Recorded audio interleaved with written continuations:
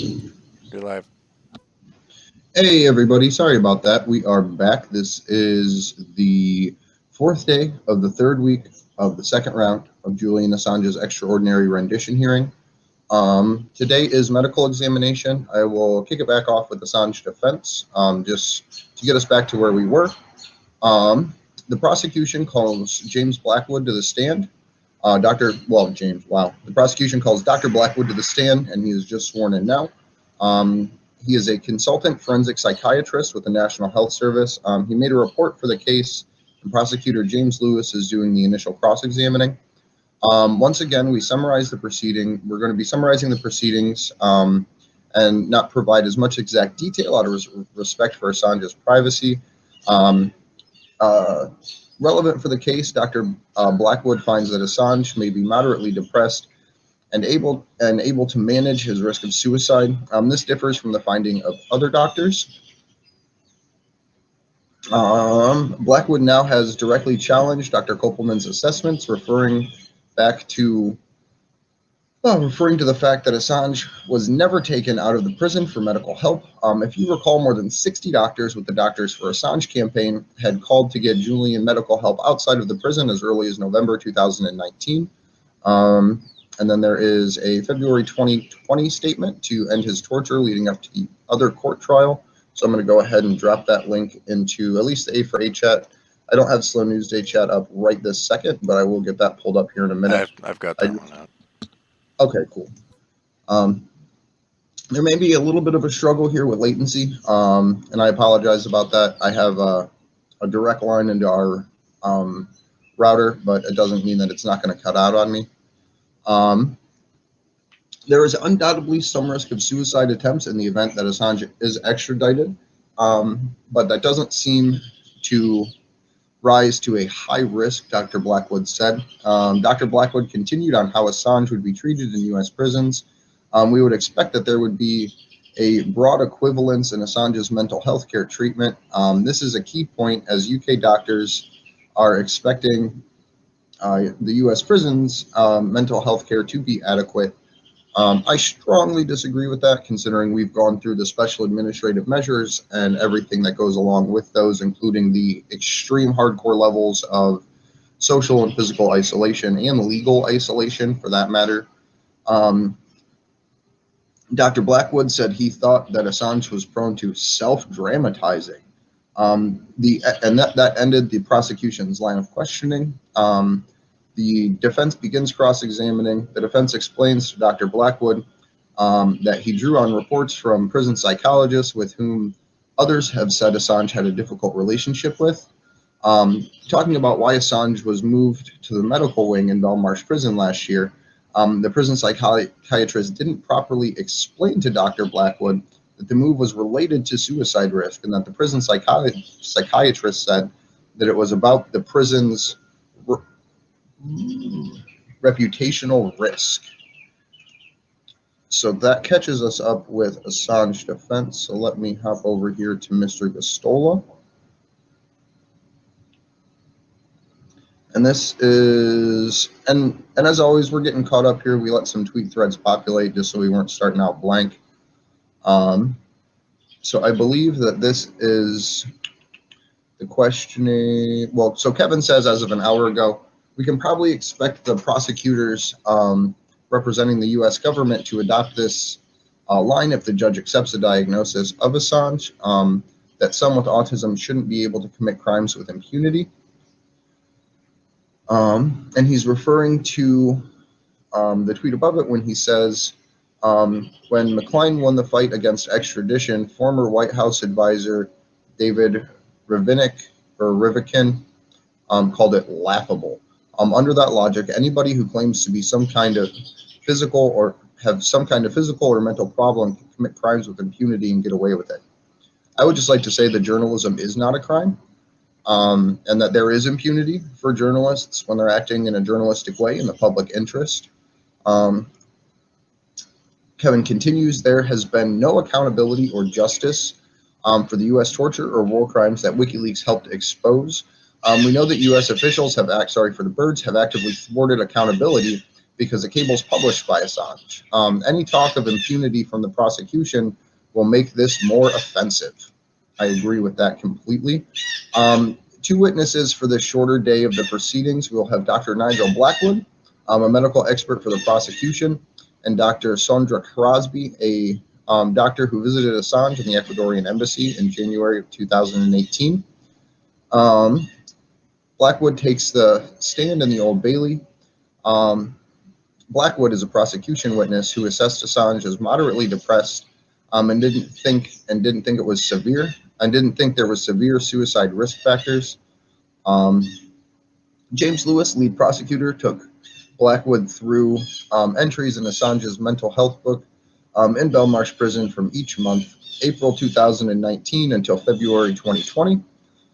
Each entry seen as evidence by the prosecution that he didn't have severe depression and wasn't suicidal. That fucking bird, dude. Dude, I know it's killing me, man. I should have brought my wrist rocket. It was pop them out of trees. Jesus. And that's a slingshot, just in case anyone's wondering. Assange was very wary about Blackwood's intentions. Blackwood said Assange was concerned that that Blackwood may be working for the U.S. government and CIA, who would harvest any vulnerabilities from his report. That is not unfounded. We know that through the UC Global case, that the CIA, through Sheldon Adelson and David Morales, was intimately spying on Julian Assange when he was taken to, and this was a decade ago, when he was originally taken to prison under the bail charges. It may not have been the bail charges, but it was before he went on house arrest and before all of the revelations with Cablegate and all of that. They had put metal shavings in his food when he was in prison for the first time, and it fucking destroyed his teeth. So having concerns about medical doctors in a prison that is in the UK, commonly referred to as the Guantanamo Bay of the United Kingdom, isn't an unfounded concern at all, especially considering this guy worked for the UK government. According to Blackwood, Assange believed Blackwood was entirely naive about the nature of his difficulties, and he was keen to tell him everything he knew about players involved. One of Blackwood's key obligations to Dr. Kopelman's diagnosis that Assange had severe depression is that he was never securely transported to off-site facilities for outside treatment when that was apparently standard. Kevin Gastola's thread continues. Blackwood said Assange was put in the segregated hospital unit because the video footage was leaked. It wasn't necessarily for health reasons. So we even have a National Health Service member literally say that they put Assange in segregation because of that video that came out. I don't know if you guys remember that. Back when Assange was first in prison, there was a short video that got leaked of him standing around. According to the National Health Service, You gotta repeat that. You cut out. He was standing around, and then you cut out. Yeah, the video where he was standing around that came out middle to end of last year, I believe, 2019. According to this NHS doctor, that's why he was moved into medical segregation, was because of that video, which I think is a little heinous. Whichever way you cut it, whether it's true or he's lying, I think that's absurd. Fitzgerald, the defense attorney, has started cross-examining by asking Blackwood about the idea that this video had led him to being moved. He showed Blackwood's report on April 12th when he was moved. The report Fitzgerald showed Blackwood said that he was very low in mood.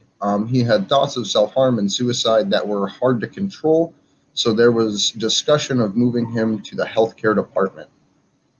And let's remember that the UK never allowed him to seek mental health services outside of the prison that he was actively being tortured in. And you can't treat someone for torture while continuing to torture them. So I think that is a very important distinction. Sure, you can. They do it all the time.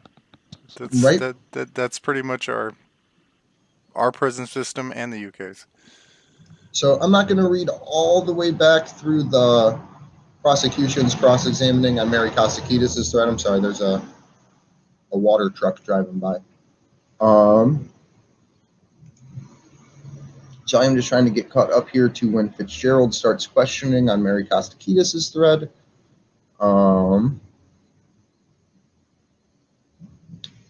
Just to give a little bit of context and paint some of the picture, because Mary Kostakidis does a great job.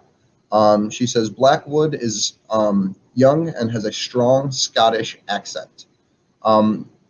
His opinion has recurrent depressive. In his opinion, Assange has a recurrent depressive disorder, which he has managed apart from an episode of self-harm as a young man.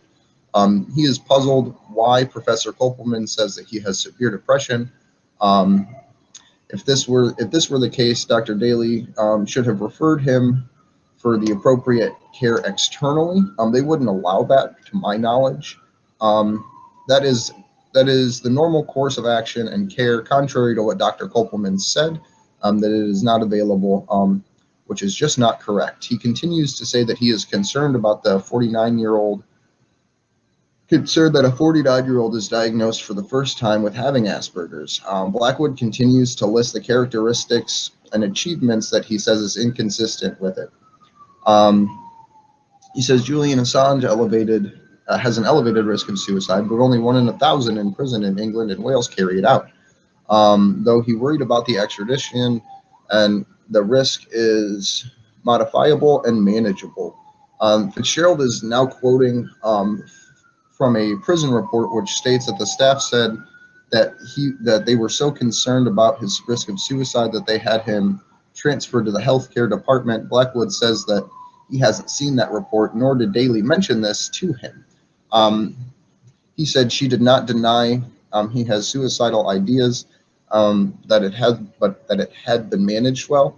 Blackwood reiterated that he disagrees with Kopelman about the severity of the depression.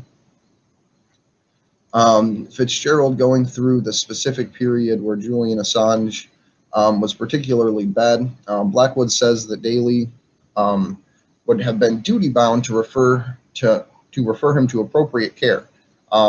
Fitzgerald makes a point that he hasn't read all of the reports, and Blackwood agrees that there are lots of documents that he has not read. Fitzgerald asks about night checks 5 times in the night in the healthcare ward, and Blackwood says, yes, this shows how well the suicide risk was managed. Discussions of Julian Assange's medication, one in particular that Kopelman suggested for depression. Blackwood says that it was to help him sleep, as Dr. Daly indicated in her prison notes. Fitzgerald is now asking whether it would be inappropriate to keep someone who is depressed in isolation. Blackwood ultimately agrees, but says that Julian Assange is resilient and resourceful and obviously capable of engaging in this case. Fitzgerald asks if solitary exacerbates depression. Blackwood agrees, but says that it cannot be mitigated, but it can be mitigated by other factors. Blackwood says... What fucking factors? What factors? So it sounds like they just want to medicate him and throw him in a hole, but that's what this Dr. Blackwood here is arguing for. You're not gonna mitigate getting depressed because you're in solitary. That's torture. It's fucking torture. Right. It is. And Jesus Christ. Blackwood says the suicide rate in the United States prisons is lower than that of the UK's. Fitzgerald asked if he thinks keeping Julian Assange in solitary for 22 to 23 hours a day would be a good idea.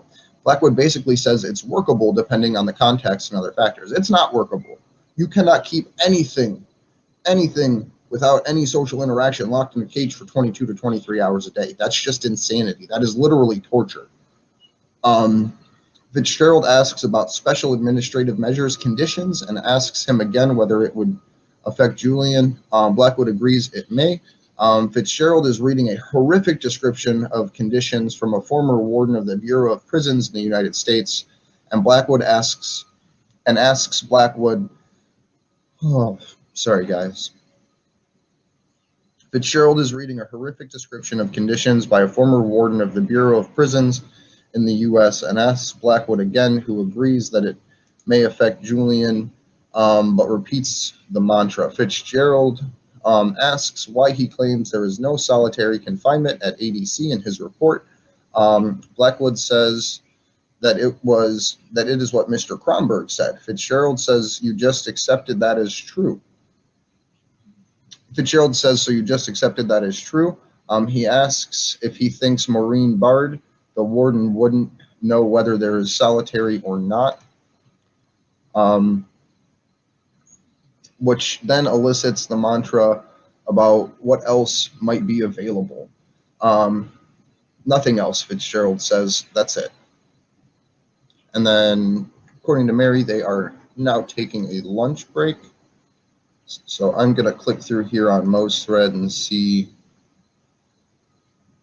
where we're at with it. See if we can get a little bit more context here from that exchange between Blackwood and Fitzgerald.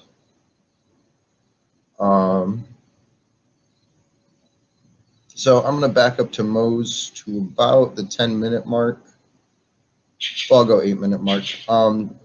Fitzgerald, QC, defense attorney, asks if it would be inappropriate to detain someone with Mr. Assange's condition if he were to spend 22 to 23 hours a day in a cell deprived of all association with other prisoners. Dr. Blackwood says that he would have to be very careful and would need to know what arrangements have been made pre and post conviction, and certainly that there was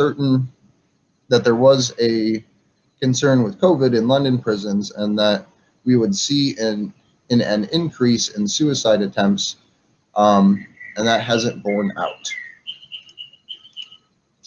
Edward Fitzgerald is now reading to Dr. Blackwood testimony from others regarding how Mr. Assange can expect to be held in extreme isolation, especially those under special administrative measures, and whether it would be psychologically damaging to Mr. Assange.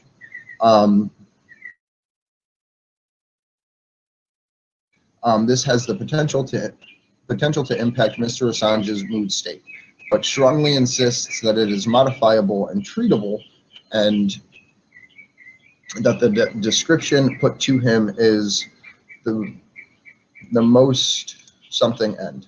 Sorry, guys. Words are really big.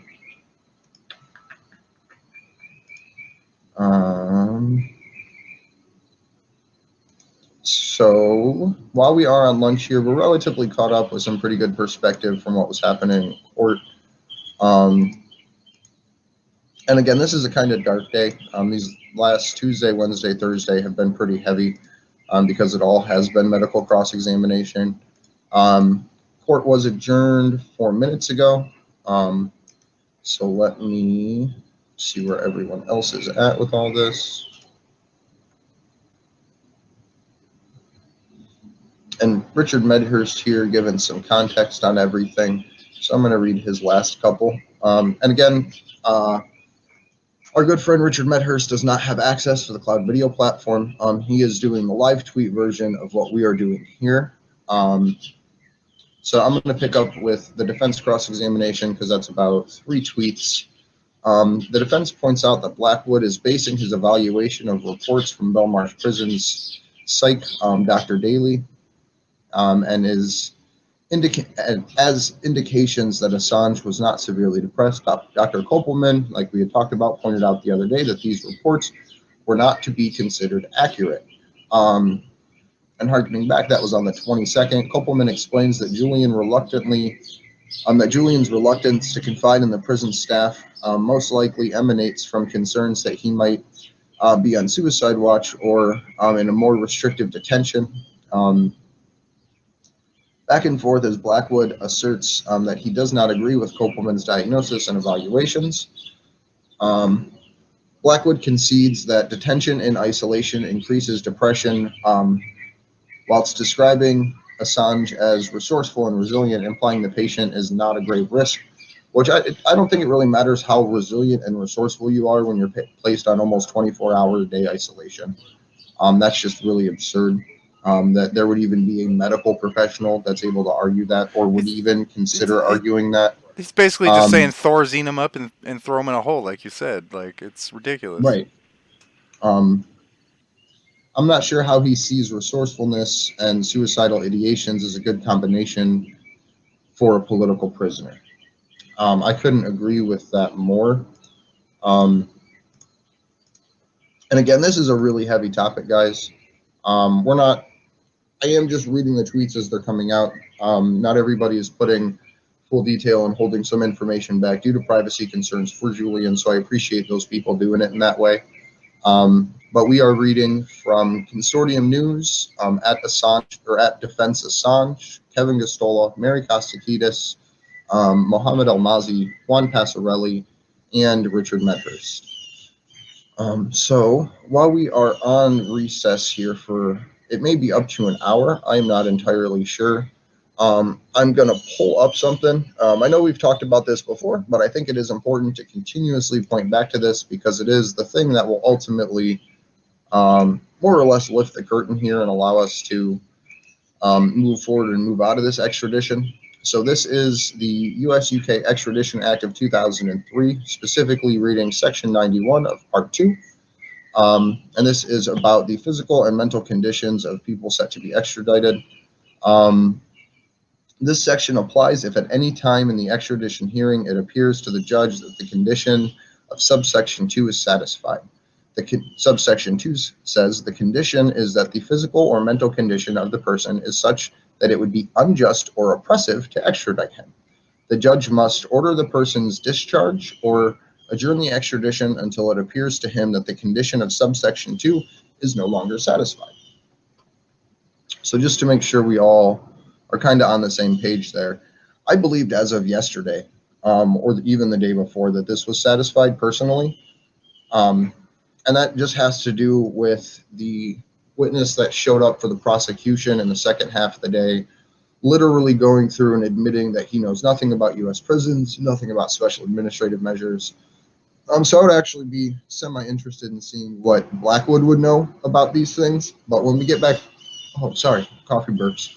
When we get back from lunch, I believe it will be the prosecution's turn to re-cross-examine Dr. Blackwood. So we will see that once we get back. I'm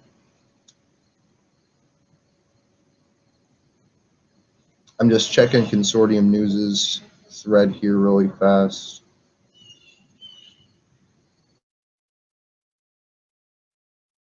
Posting it in a thread.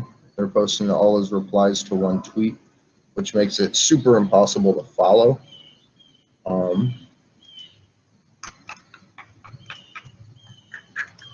So let me, Steve and I had been reading through the special administrative measures and what was going on with those. It's something that we had done in the past as well as here recently. We got through most of the sections in total, at least the ones that are revelations in regards to the way that Julian would be treated over in the UK prison system. I'm going to try to see if I can't get that pulled up again just to go through a different part, but I think I'm lagging super hard. Am I still coming through okay, Josh? Yeah, you're fine. Okay, cool.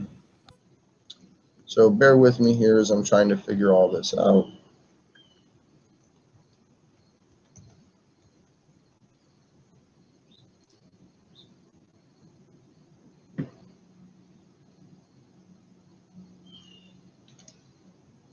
So, well, I guess instead of going through the special administrative measures, because we've already touched on that 2 days this week, I want to actually take a chance here to go through the 368-page prosecution bundle that the defense witnesses are required to read before they take the stand. So let me get this set up, and I will throw up the screen share again.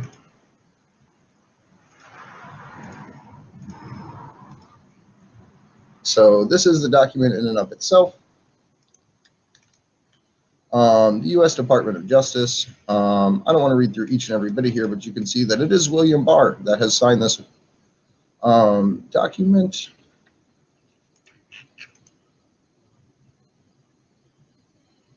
And apparently we're not loading. Great. So I'm going to cut the screen share till that loads. I apologize, guys. I don't know what is taking this so long trying to get to load up. Crappy internet. Right. Oh. So we can use this moment as a little bit of an AMA while we are here on lunch. We may have Kevin or Mr. Almazi or someone else jump in here. But if you guys have questions about the court proceedings so far, if you have questions about Julian's situation, we have the always wonderful Nat say, whether it would be psychologically damaging or not for Julian, solitary confinement is torture. He can't be like this for years to come. His mental health is way more delicate than we thought. I remember what Obama did to Chelsea when she first got arrested, how she was tortured legally in the United States. I am sure they're going to do worse to Julian if extradited Guantanamo Bay style. Yeah, Nat, I completely agree with that. It's something that I find super disturbing and honestly disheartening. Knowing that Julian did such great work exposing these torture programs and that he now may fall victim to them. That he may be sent to the places that he exposed torture programs in, and that we all know this stuff goes on. So that's my concern. But this document's finally loaded up enough that I can read through some of it here. So let me pull my screen share back. And I'm going to pop up the Slow News Day chat here on my phone just so I can take a look through that to see if we get any questions. If you are on the MCSC network watching us, Action for Assange, the Twitter account, anything, or the Twitch account, anything like that, please ask questions if you have them. But this is, again, William Barr signed this. This certificate, Jason E. Carter, Associate Director of the Office of Internal Affairs, Criminal Division of the United States Department of Justice, United States of America, do hereby certify that the attached hereto is the original affidavit with attachments of Kelly Dreyer, Assistant United States Attorney for the Eastern District of Virginia, which was sworn before Magistrate Judge Ivan Davis of the U.S. District Court for the Eastern District of Virginia on June 4, 2019, and which is offered in support. Let me zoom in so everyone can read this. I'm sorry.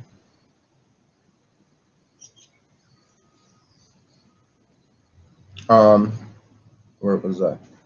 Which is offered in support of the request of extradition Julian Paul Assange from the United Kingdom. True copies of these documents are maintained in official files in the United States Department of Justice in Washington, D.C. And then signature. So this is the affidavit itself. And this is United States of America versus Julian Paul Assange. And this is the statement by Colleen Dwyer. And again, this is the 368-page prosecution bundle that they force the witnesses to read, or that they tell the witnesses to read, but I don't think anyone can get through 368 pages in a night unless you are a crazy person.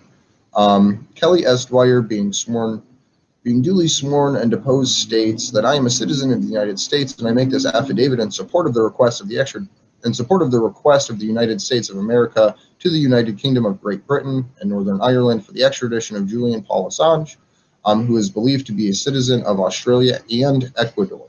I received a Juris Doctor degree from Yale University in 2009. I am currently a member of the Bar of the District of Columbia and have been admitted in 2012. From 2009 to 2010, I served as a law clerk to Judge Kenneth Karras in the United States District Court of the Southern District of New York. From 2010 to 2011, I served as a law clerk. I don't feel like reading this whole person's background. You get it. We'll just skip down here to summary of the case. These charges are the result of an FBI investigation into conspiracy committed to commit computer hacking as well as otherwise unlawfully obtain and disclose classified information, including information that endangered the human sources by the website WikiLeaks and the founder, Julian Assange.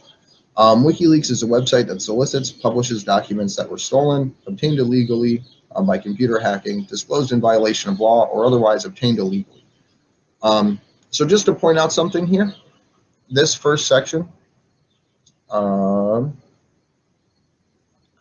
where is it? Including information that endangered human resources. Human sources. It has already been determined in court earlier this week, it may have been on Monday actually, that is in fact not true. That the prosecution as well as the judge both were forced to agree on the timeline that says David Lee was the one that released the key to the information that allowed informants to be placed at risk, and he is the one that is culpable for that happening. Just to make that clear, they didn't say he's culpable. you need to make that clear. That's just your opinion. Well, that's what it sounded like from the discussion in court, that everyone agreed David Lee repeat that last bit you cut out. The prosecution and the judge essentially said it was not WikiLeaks that released this information first, that it was David Lee that released it when he released the passcode to the cables in his book, which opens up the door for prosecution of David Lee. The WikiLeaks website solicits and publishes documents that were stolen, obtained by illegal computer hacking, disclosed in violation of law, or otherwise obtained illegally. At least one instance, Assange has agreed to assist in a member of the U.S. Army in committing unlawful computer intrusion in order to further their schemes to steal classified information from the United States and publish them via WikiLeaks. In addition, Assange did in fact publish classified documents that were stolen from the United States via WikiLeaks, knowing that the documents were unlawfully obtained. Classified documents relating to the security, intelligence, and defense and international relationships of the United States of America, including documents containing unredacted names of people who provided intelligence to the United States and its allies. By outing these human resources, many of them Assange created you cut out at many of them. Many of whom lived in war zones or under repressive regimes. Assange created a grave and imminent risk that innocent people's names would suffer serious physical harm and or arbitrary detention. The disclosure of these classified documents was damaging to the work of the security and intelligence of America. It damaged the capabilities of the armed forces of the United States to carry out their other tasks and endangered the interests of the United States of America abroad. Assange knew publishing them on the internet would be so damaging. I just want to again say that already through this court case, that the judge and the prosecution both agreed that it was David Lee that released this information first by releasing the passcode to the unencrypted files, not WikiLeaks. There was a long discussion about that, and the prosecution and a judge again were forced to admit that WikiLeaks did not publish first. These charges relate to one of the largest compromises of classified information in the history of the United States. Between 2010, Chelsea Manning, an intelligence analyst serving in the United States. Hold on, there's a truck driving past.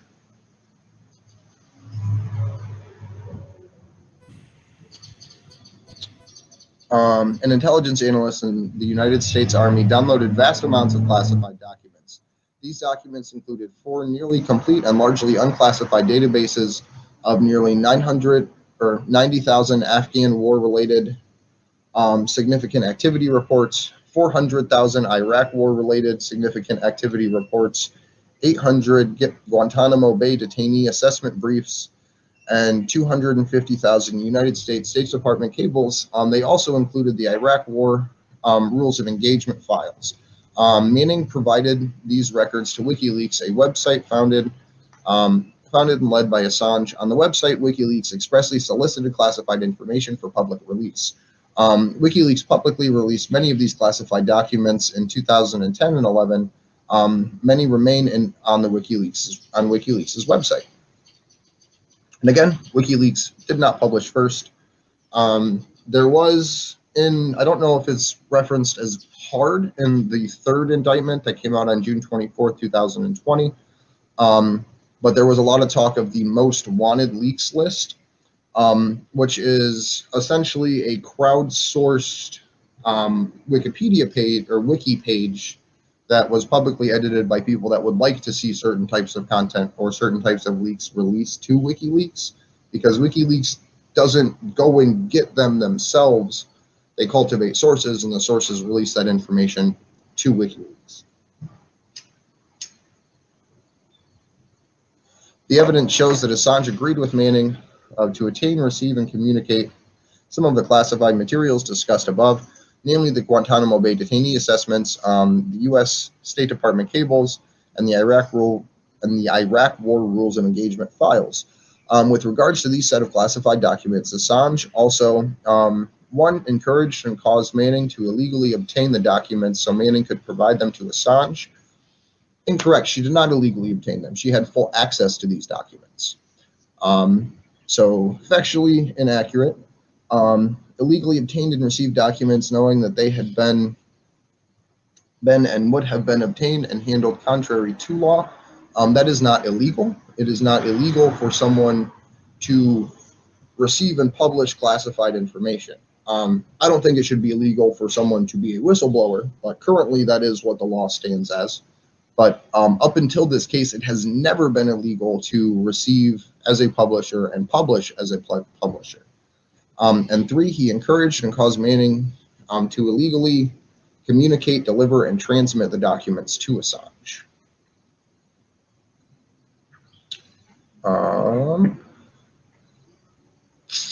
I'm going to back out of this real quick.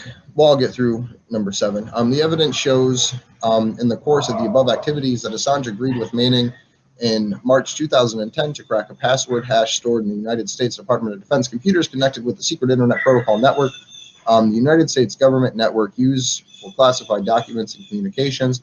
At the time, Assange agreed with Manning to crack the password hash. Manning had already provided WikiLeaks with hundreds of thousands of downloaded classified documents, including the Afghan war-related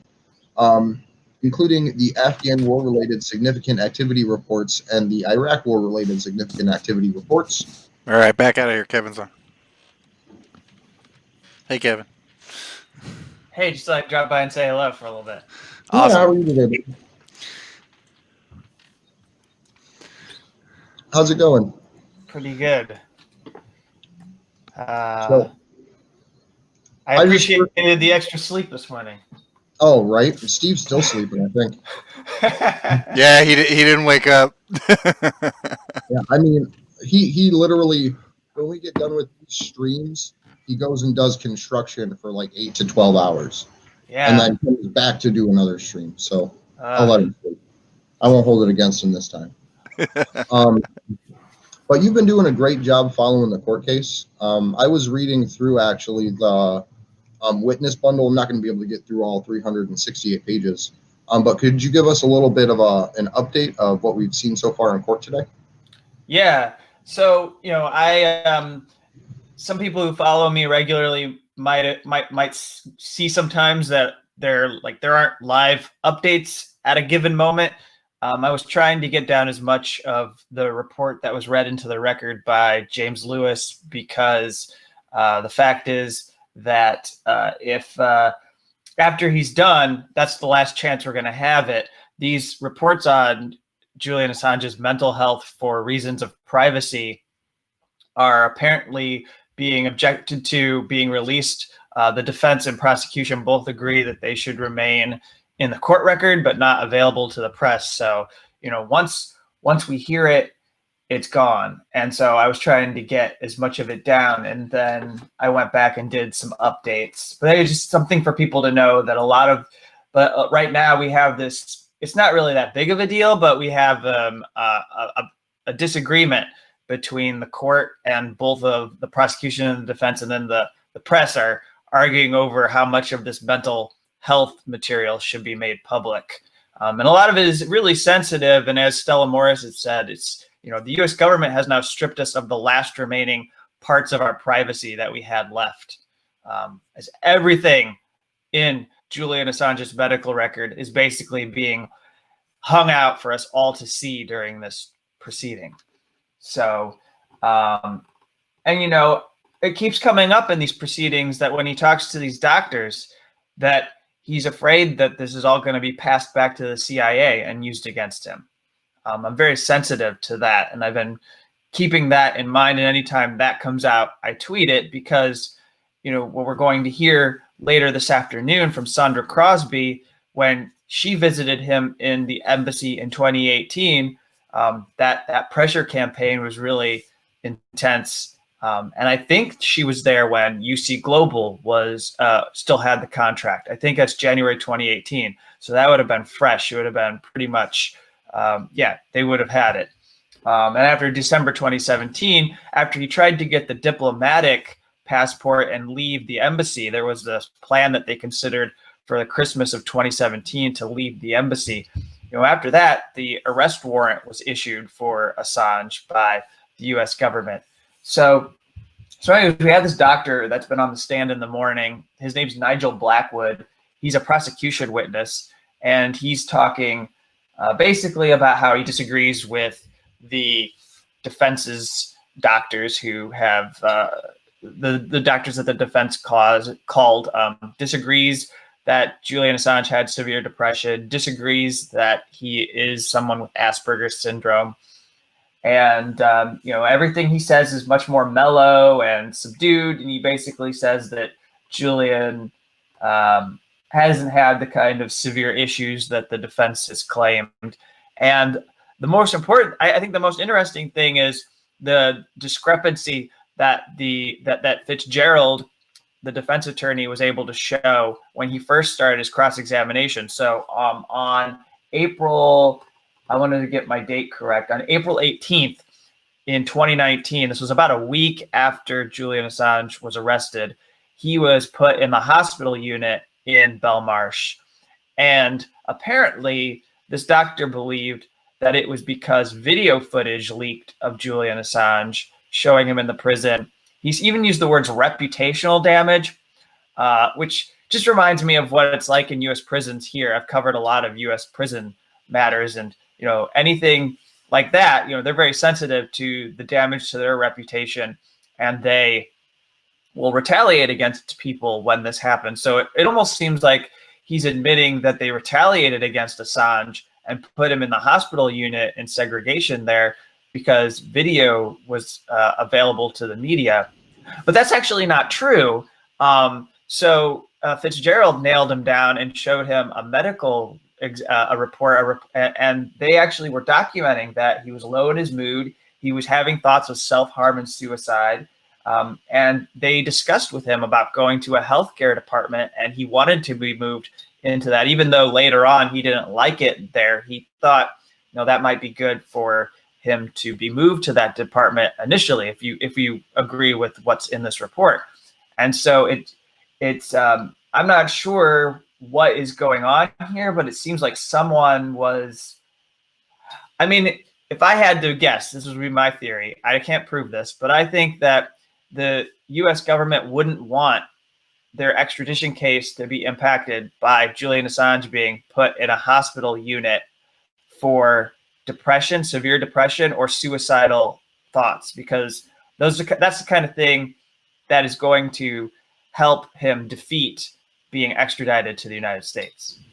Do you think Dr. Blackwood's implication of that situation, calling it to basically saying that it was to save the image of Her Majesty's prisons as opposed to the health of Julian, do you think that could have any larger legal implications into the case if that is found to be accurate, that forcing someone into medical isolation as a PR stunt, essentially?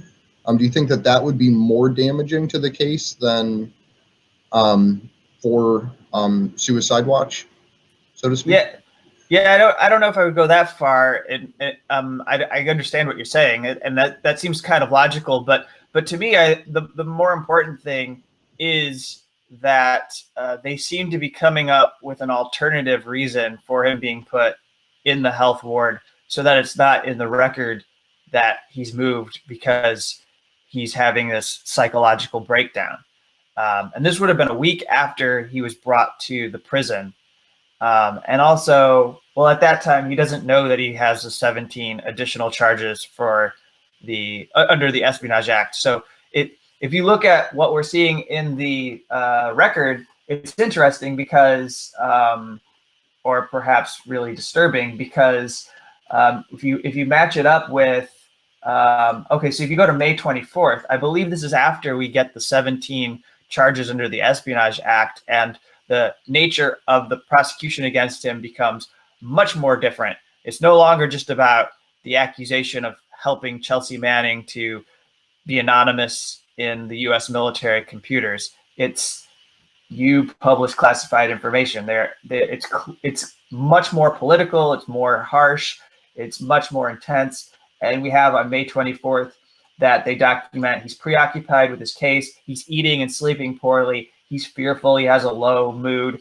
He's not really suicidal, but this is when the decline really accelerates. And it starts to be, so in that first month, I think he probably thought one charge, extradition, we can manage this. We can take on this case. But then it got much more brutal.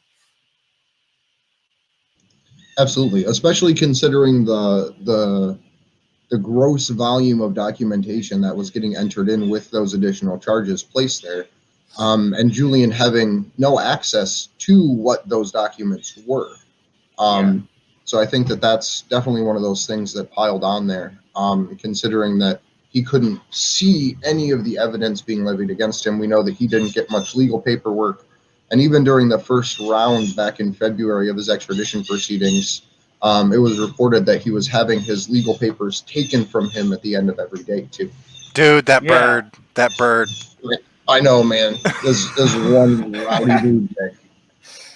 I'll note it's kind of a more general comment, but I note that I find it pretty disturbing. I've not said that word twice. A lot of this is disturbing, but I find it disturbing that the doctor for the prosecution is basically rationalizing and justifying solitary confinement in U.S. prisons while he's on the stand.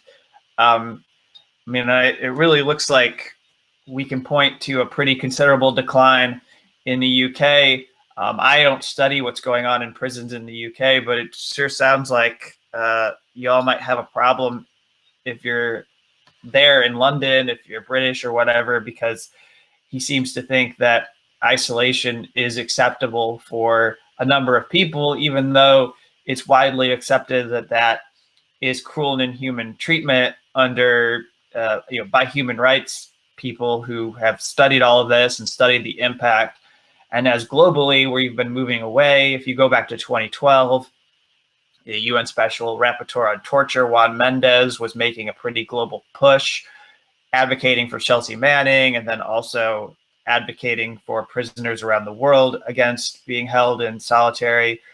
And yet this guy is suggesting that, hey, we can manage some people in isolation. You could put somebody with depression in isolation and manage them. There's other ways. So if you put them in there, you can modify their risk of suicide and still keep them in solitary confinement. So I found that a pretty obnoxious. Yeah, I found, one of the things yesterday that I found particularly disturbing was all of the amenities. You're right. That were They get a soccer ball, Andrew. Yeah, that's game changing. Detention center, that wonderful hospitality giving human detention facility. Could you talk about that a little bit and the absurdity of what James Lewis was trying to argue in court?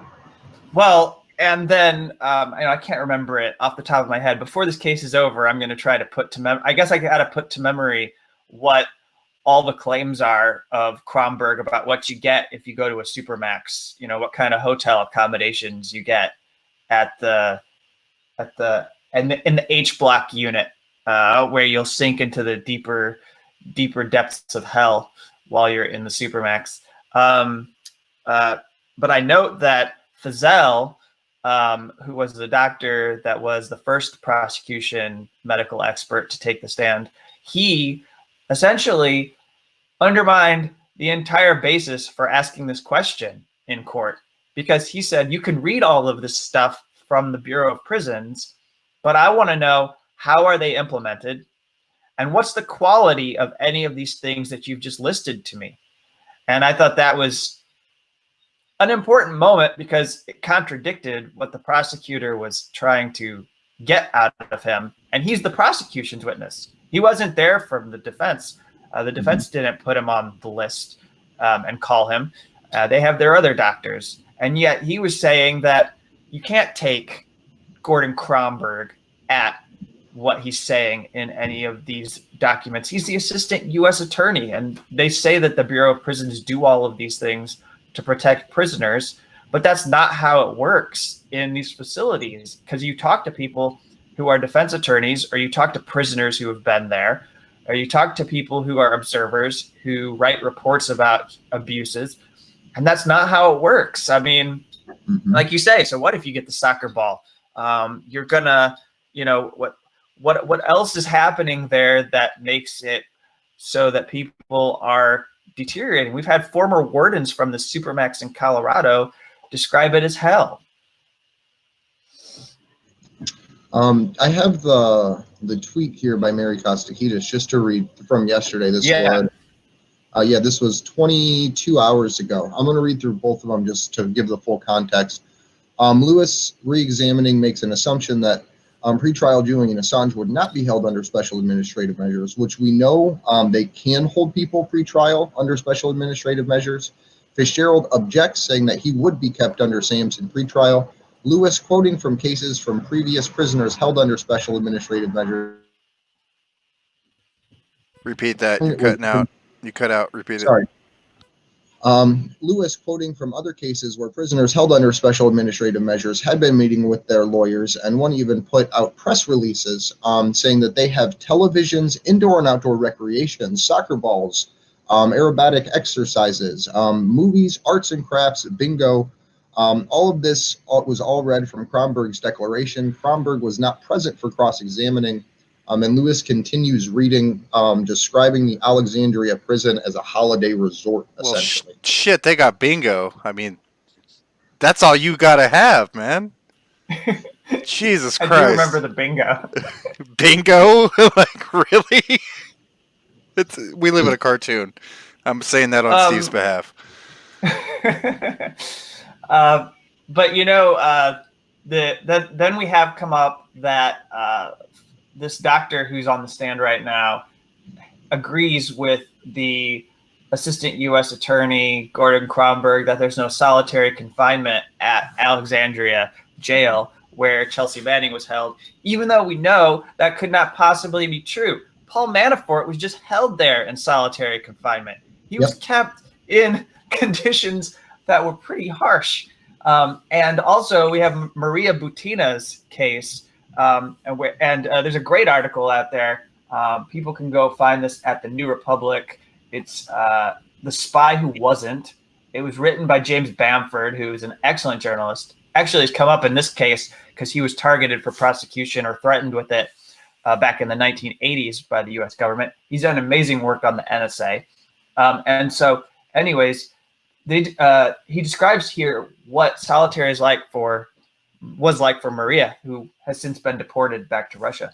But she says it's a 7 by 10 foot room, a steel door, cement bed, 2 narrow windows, each 3 inches wide.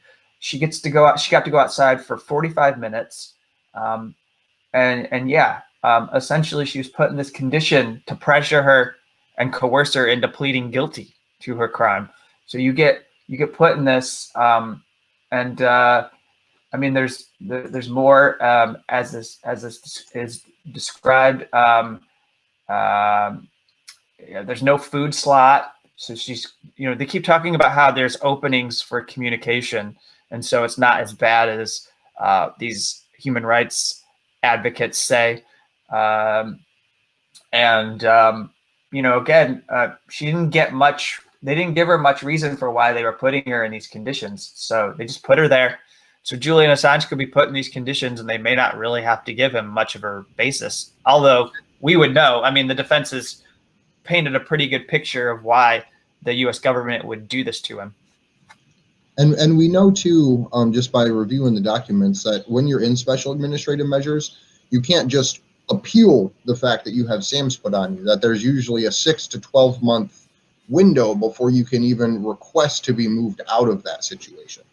Well, what it is called the administrative remedies process. It's a completely bogus, and it's entirely phony. There's no way that anyone who goes through it is going to convince anyone in that prison that they're being abused. Most of the time, it's just to tie you up and make it impossible for you to go to court.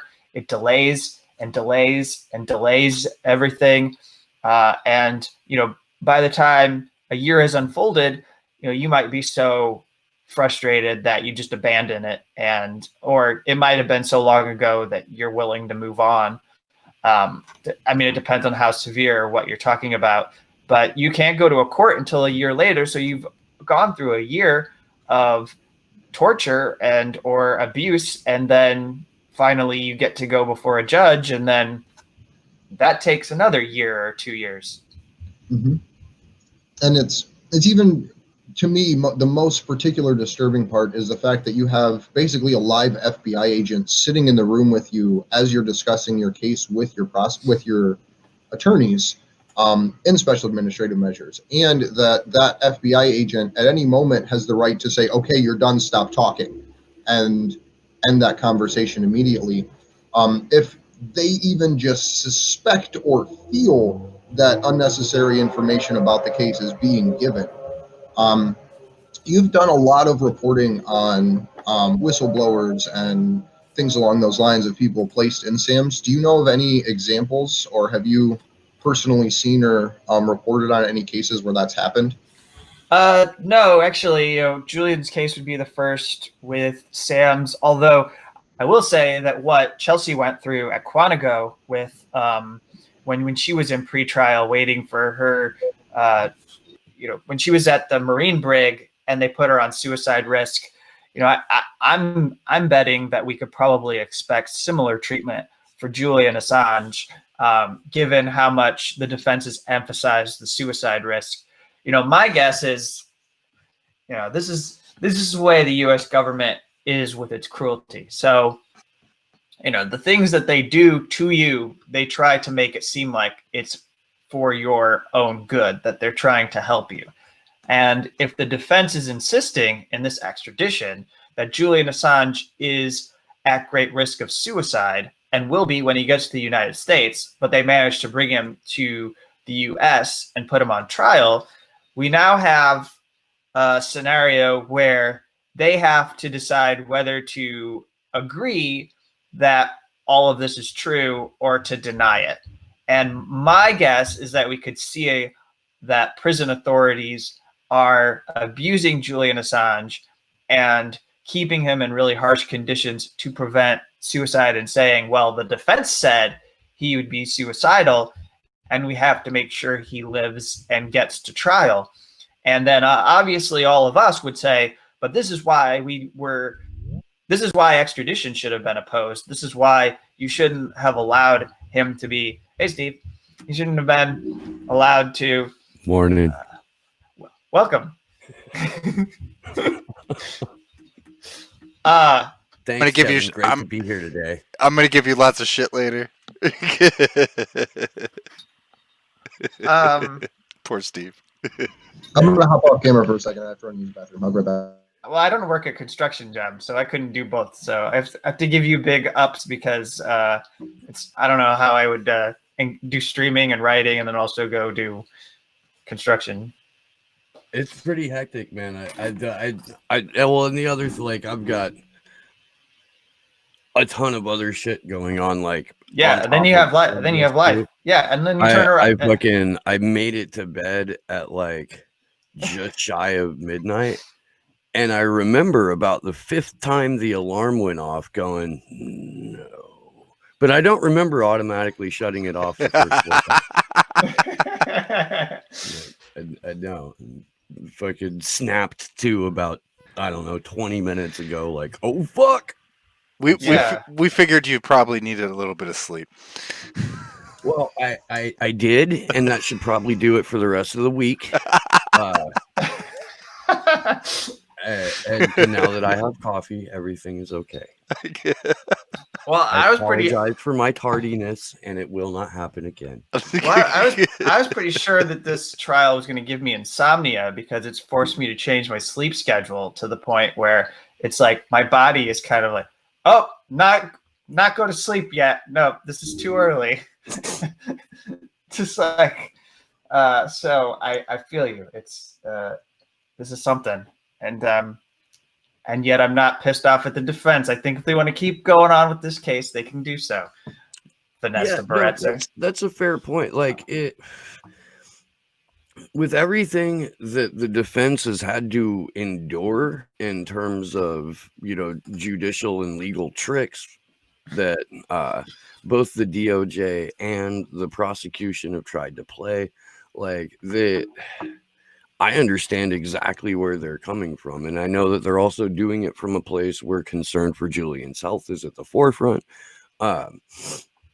So give them whatever time they need. Give them a month to prepare a final argument. I don't care. I don't like. Yeah. Fucking I'll muddle through all of this the best I possibly can, and probably wind up being about 2 hours late another time in a couple of weeks. Yeah. Well, so I was just saying that I think, you know, in something out of like George Orwell, that it's entirely possible that we're going to see Julian Assange, if he is brought to the United States, that in pretrial confinement, similar to what happened with Chelsea Manning, that they would be claiming it's for his own good that they're putting him in suicide watch. And then, you know, we'd be saying, you didn't say this was real. You didn't believe that he was at risk of suicide when he was on trial and challenging his extradition. But now you're agreeing that he's at risk.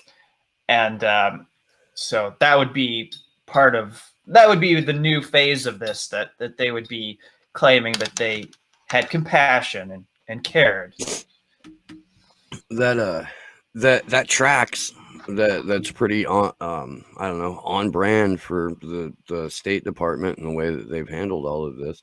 I've had a number of really good, I think, conversations with Danny Sherson about whether this is Orwellian or Huxleyan or a little column A and a little column B, and we've kind of settled on this sort of like macabre blend of Huxley and Orwell, mostly because for the people who are actually going through all of this shit, we're fully aware that it's happening to us, and that makes it seem a little bit more Orwellian because we're already cognizant of, you know, the censorship and all of the abuses of civil rights and liberties.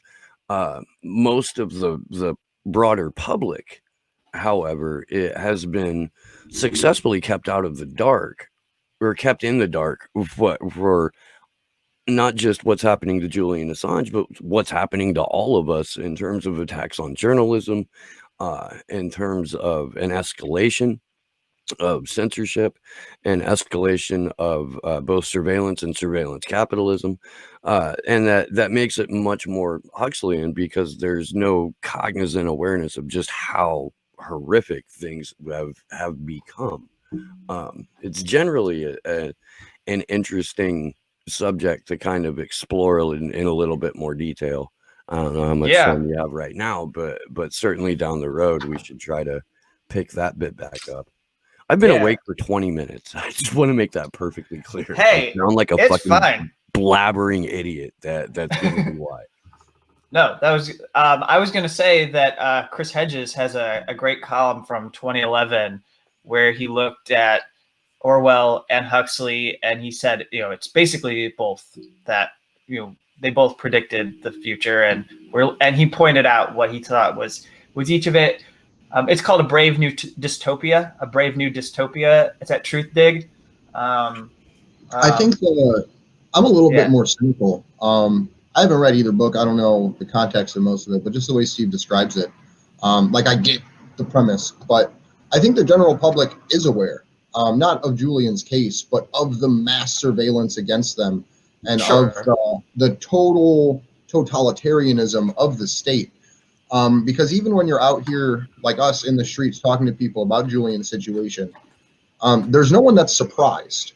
There's like no one that you're like, hey, he's been in 23 to 24 hours a day solitary confinement for the last 500 plus days. And they're like, oh, like, I didn't know that was happening to him, but I'm not shocked that that's what the U.S. government is doing. So I think that that's a lot darker. The fact that not only are they keeping it hidden, but then once people realize it, they're not surprised, they're not outraged, because these detrimental processes are something that has been laid out across the whole of society. And it's just Julian's case that is highlighting it for a lot of people. Somebody was in I'm just now like starting to check out Twitter and go through my own notifications from the last day and a half and shit like that. But there are there are people that are still surprised that there aren't like that this particular trial isn't receiving the attention of, say, like an O.J. Simpson trial or even like the Menendez brothers or shit like that, because in the United States, like, a big court trial is a public spectacle, and it's something that regular, like, I remember when the O.J. Simpson thing happened, you couldn't walk 10 feet without running into somebody with an opinion on it, and it was because it was so sensationalized, and I don't know if it was we were still trying to like work as hard as government does now to divide the country. Like, I don't remember that feeling, but I was also much younger. But I do remember not being able to talk to anyone who was like, I have no idea what you're talking about. I haven't seen a word about that trial. Because of the secretive nature of this case, and because of the even more secretive nature of the Eastern District of Virginia, like, that opportunity to engage with people about what's happening in the day-to-day of court has been largely taken away from us. And I think that not only is that on purpose, but it's on purpose to the detriment of the public in general, at least the public of the countries that are affected the most by this case, which in my opinion would be the Five Eyes countries.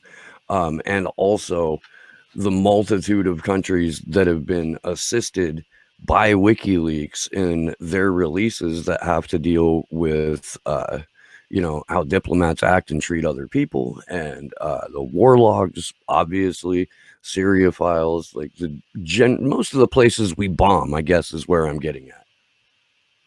Yeah, I'm gonna have to run, but just as a closing thought before we head back into court.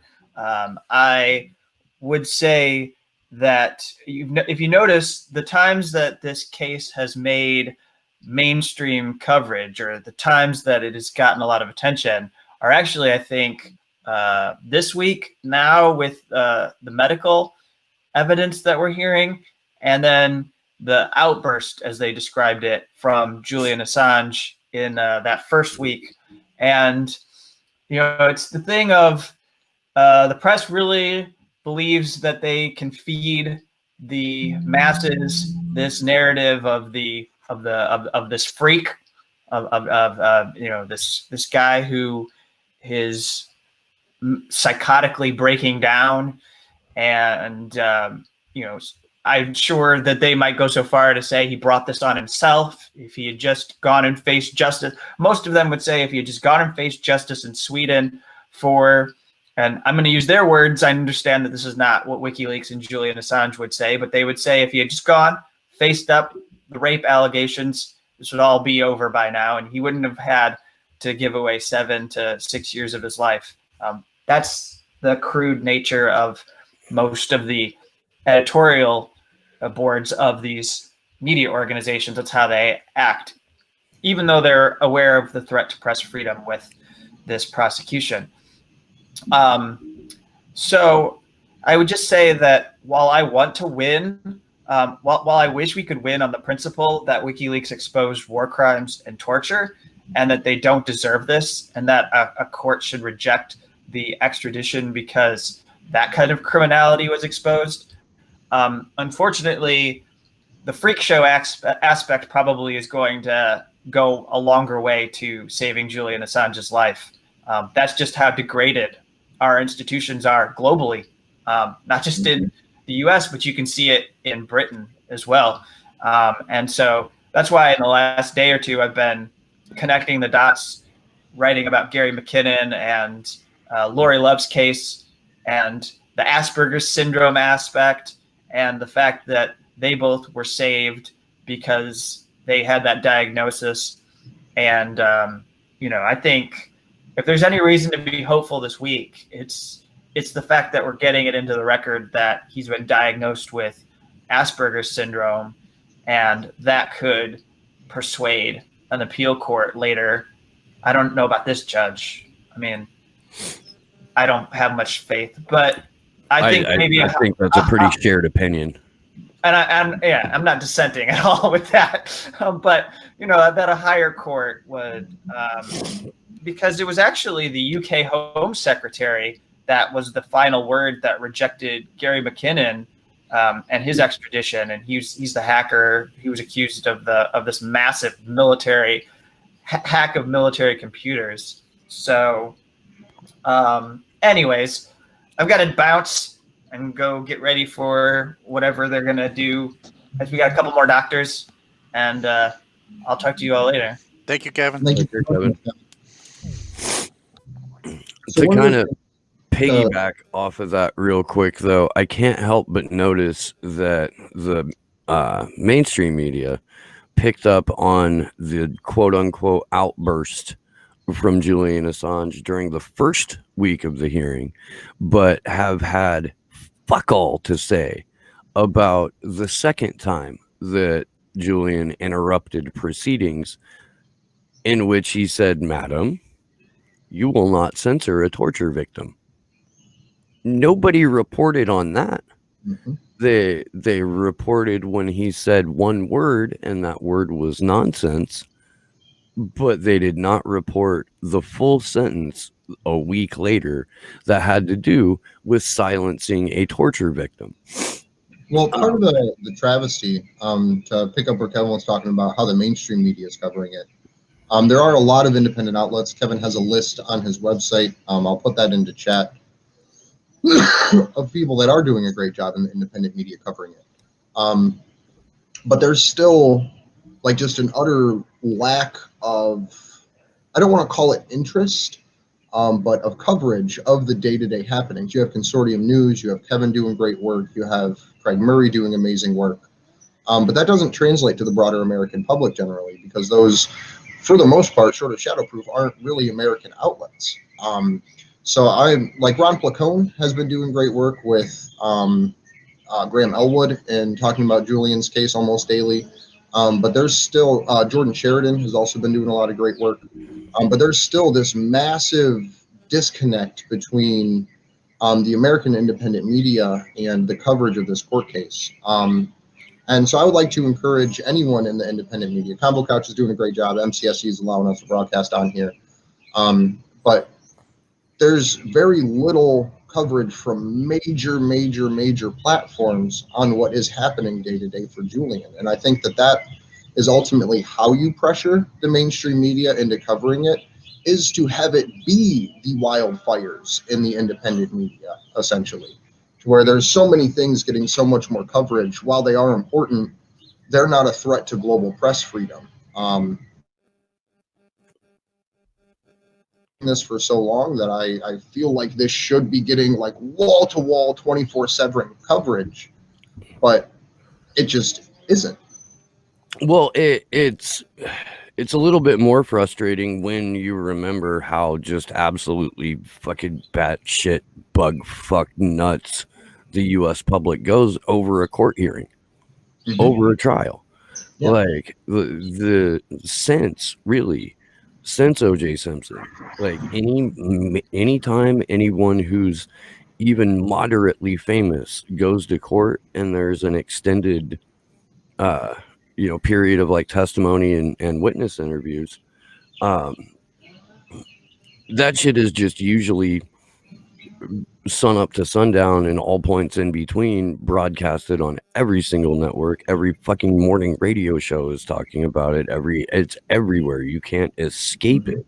And particularly here in the US, if you have a morning radio show, this is happening in the morning live and could be covered with enough breaks to still fill in.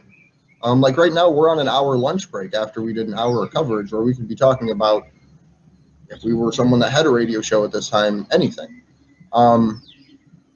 So I don't know, but I do just want to, before we get too far into the weeds on that, because it is frustrating, I did just want to get back here to some of the threads so we can get those going again.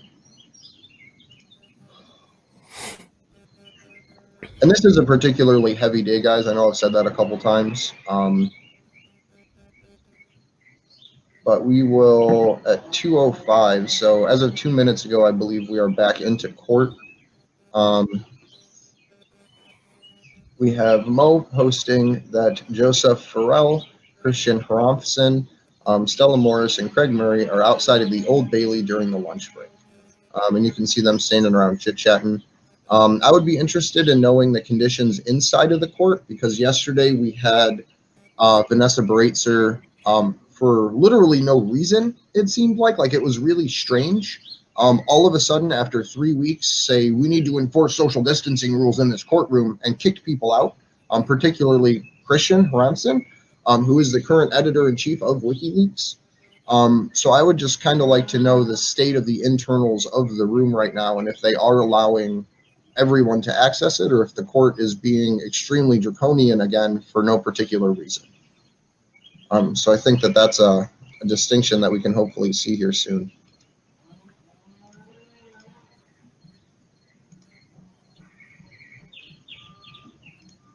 But I want to show this picture just because I think it's beautiful. So let me throw my screen share up here real quick. So you can see everyone standing outside here talking. You got Christian, Stella, Craig. But I just wanted to point out all of the yellow ribbons tied around the security fences. I think that is a great thing for the yellow ribbons for Assange. And then we have another picture from this way showing the protests outside.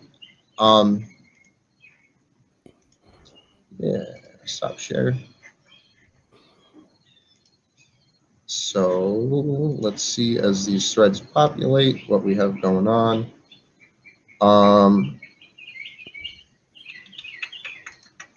We have not had anything new come in from most people yet, aside from those pictures from Mo.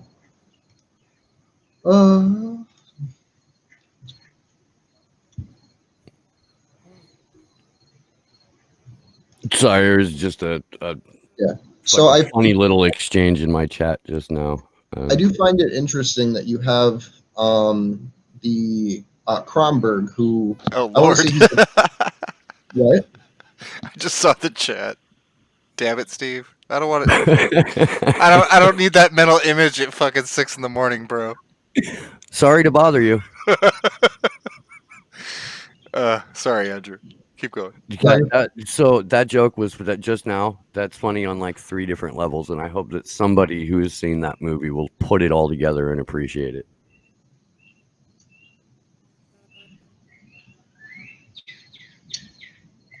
Anywho, good. Where were you headed, Andre? Before I completely derailed this, I was just gonna talk about this tweet from Richard Medhurst. Blackwood says that he was led to believe that the Assistant U.S. Attorney Kronberg said that the prisoners are not held in administrative segregation in Alexandria, Virginia's detention center. Expert witnesses essentially admit that he took the prosecutor's word that there will be no solitary. And then he posts this, which is an article about Chelsea Manning's situation from a year ago, where it says, and I'm sorry, not a year ago, but March 24th, 2019. Chelsea Manning, where supporters demanded she get released from solitary confinement. Chelsea Manning was held in 22 hours a day, solitary confinement after being jailed for refusing to testify in a grand jury investigation against WikiLeaks. So that entire witness document essentially can just be picked apart as just blatant lies. We know that the Alexandria Detention Center has solitary confinement because when Chelsea was placed in there the second time after the 18-month release after her sentence was commuted, she was held in solitary confinement for, I want to say, almost 30 days or slightly over 30 days. I can't remember the exact number, but it's somewhere in that range. So this is heinously wrong. Blackwood should know better because there is administrative segregation in the Alexandria Detention Center in ADX and MCC. Yeah, the thing that they were trying to do was play cute and be like, well, there's no solitary because they use the banal phrase administrative segregation. So they're two completely different issues, and I don't want you to conflate them when the reality is, yes, it's solitary. Yes, it's a punishment. Yes, they do have it. Yes, Chelsea Manning was subjected to it. I believe Jeremy Hammond was as well. Yeah, I believe so. He was as well, too. And just to finish up that thread here by Richard Medhurst, he says, remember, Manning was held in Alexandria, Virginia, and Assange certainly to be held there in pretrial. Even before having been convicted of a crime, he will be placed under inhumane conditions before the hell in ADX Florence. Alarm bells should be going off for every journalist. I hope they are, because we had on Friday the U.S. prosecution literally admit that even going as far as retweeting information about classified information is punishable under the Espionage Act, which means any person that's ever transmitted, shared, sent, myself included, classified information through social media can be just as guilty or is just as guilty as WikiLeaks and Julian for posting it. So I just find that I always try to harken back to that because they're literally saying that they're going to just round people up because of social media posts, which is something that we're seeing happen in Australia already.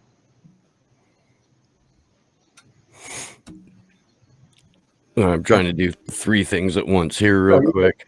I'm looking through the threads to see where we're at. Juan Passarelli has come in with a couple new tweets in the last 3 minutes here. Fitzgerald says, you were not addressing the question as to whether it would be humane for Assange's conditions in U.S. prisons. Blackwood said, no, only risk of suicide. Fitzgerald says, you haven't visited any U.S. federal detention penitentiaries. And Blackwood says, no. Fitzgerald says, when you wrote your report, you only based it on what Kromberg had said. Blackwood said, well, yes, and some literature available in U.S. prisons. So you have this prosecution defense literally admitting that he doesn't know anything about U.S. court systems outside of that bullshit document that we were reading at the beginning of the lunch break, which we will read into more too. Fitzgerald continues to ask, before you made your report, you hadn't read the defense medical reports? Blackwood says no. So before Blackwood had even written up what he was going to say, he hadn't even viewed the defense material, in his own words. Mary Kostakidis back in as of 3 minutes ago, going over the same thing, but I will read it out just because. Fitzgerald continues cross-examining Blackwood. He asks him whether it would be inhumane to expose someone in Julian Assange's condition to the conditions in the prisons that he would be held in. Blackwood says, that's not for me to say, it's for the court to decide. Fitzgerald points out that the reports were available to him about the conditions in in the U.S. prisons Julian would be held in before he wrote his report, rather than just reading from what the prosecution said. So again, Blackwood here admitting that he didn't do his research in regards to this.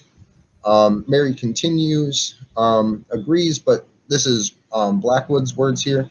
Blackwood agrees, but that he said he had read academic articles that say the conditions in the U.S. and the UK prisons are similar. We've reviewed SAMS over the last 2 days. I don't know if we'll get too much into it today because we have talked about it a lot previously. The conditions that Julian's being held in the United Kingdom are arguably worse than what special administrative measures would be due to the coronavirus lockdown. And we don't know how the coronavirus lockdown in the U.S. would even affect special administrative measures. But to the point that when trial kicked off on September 7th, Julian hadn't met with his attorneys in over 6 months.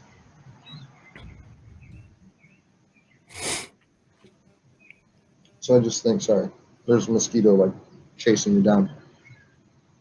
So I just think that that's a particularly disturbing thing, that Julian literally had to go 6 months before he got any legal representation, which I don't know how the UK can justify continually going forward with this, aside from the fact that they're just a totalitarian state. So just a few minutes ago, after Kevin got left the stream and went back to covering this trial, he's put up a couple of screenshots from James Bamford's report, "The Spy Who Wasn't," about Maria Butina, the not a spy that the U.S. government arrested for having her picture taken with Mitch McConnell. Apparently, that was enough to throw her into the Alexandria Detention Center.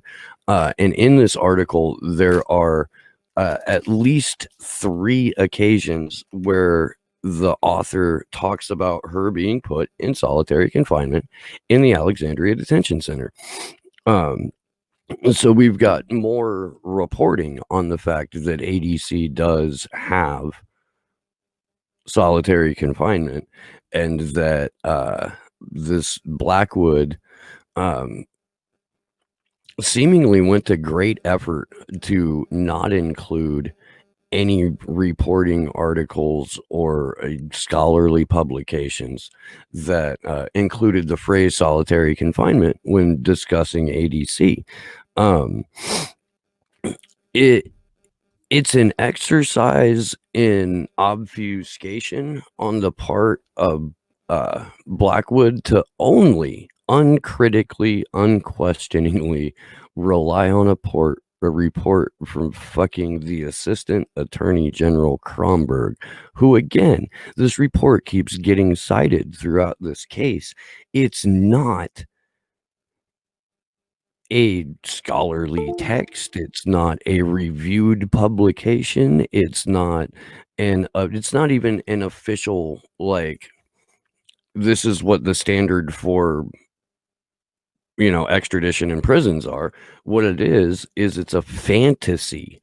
It is a construct of fiction that is supposed to take the reader on an adventure that allows them to be comfortable enough to the, I guess, ensuing and ongoing and continued torture of Julian Assange. That's what it is. Like, there's no factual basis in the reporting. They're all assertions. It's all innuendo. It's all suggestive.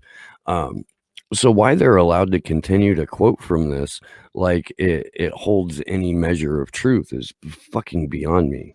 And you can even see, so we read through probably like the first 3 pages, and even in there, the factual inaccuracies were terrible, to the point that the first affidavit of a person in there, they didn't even read the timeline. They didn't even know the timeline of release that the court has now agreed upon.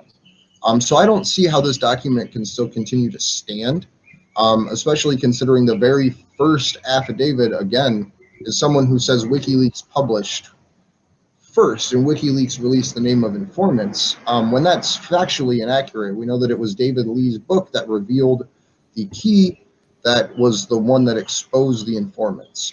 So I think that that's always important to harken back to. Is this document Yeah, doesn't that's follow a great reality. point. A couple of the main assertions in Kronberg's report have been refuted multiple times in the last 2 weeks. Like if I was the legal team, I would ask for an updated report. If I was the judge, I would ask for an amended report. If I was the prosecution, I'd be like, why the fuck did you put this in here? You made me look like a dumbass. You know, like I would be angry at this individual, no matter which side of the courtroom I happen to be sitting or standing in. Well, the only person Lewis is allowed to yell at are the judge and witnesses. He's not allowed to turn around and yell at other members of the United States prosecution or You know that Daddy Coke Nose yells at fucking everybody. You know that. So do we want to read the stuff from The Spy Who Wasn't? Meh. I mean, we can do that. It's a couple of sentences about solitary confinement. Yeah, no, that's fine.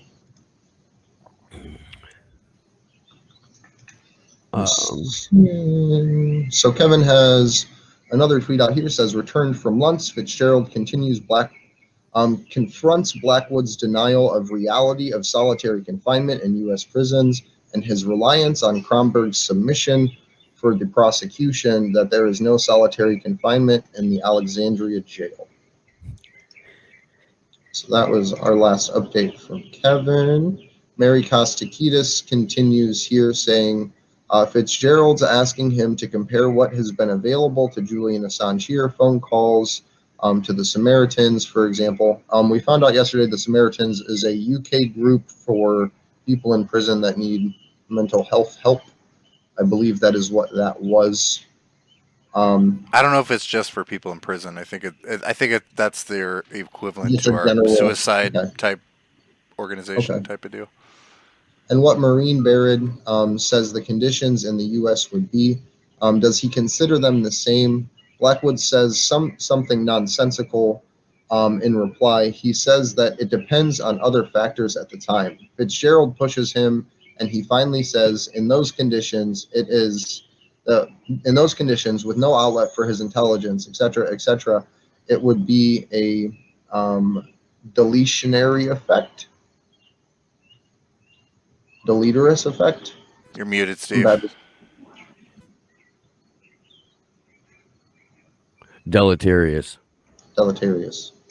Man, these are some big words. I knew it. We talked about it yesterday, that the prosecution and prosecution witnesses are going to start using bigger and bigger words just to throw me off.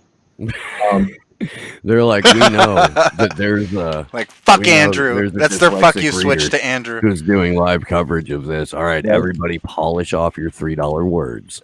Yep, we go get this bastard.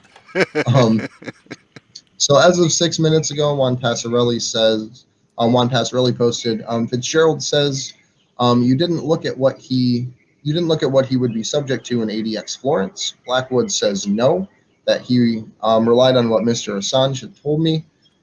Fitzgerald says if Assange is to be extradited, he would be subject to the same treatment that other prisoners are subjected to under special administrative measures.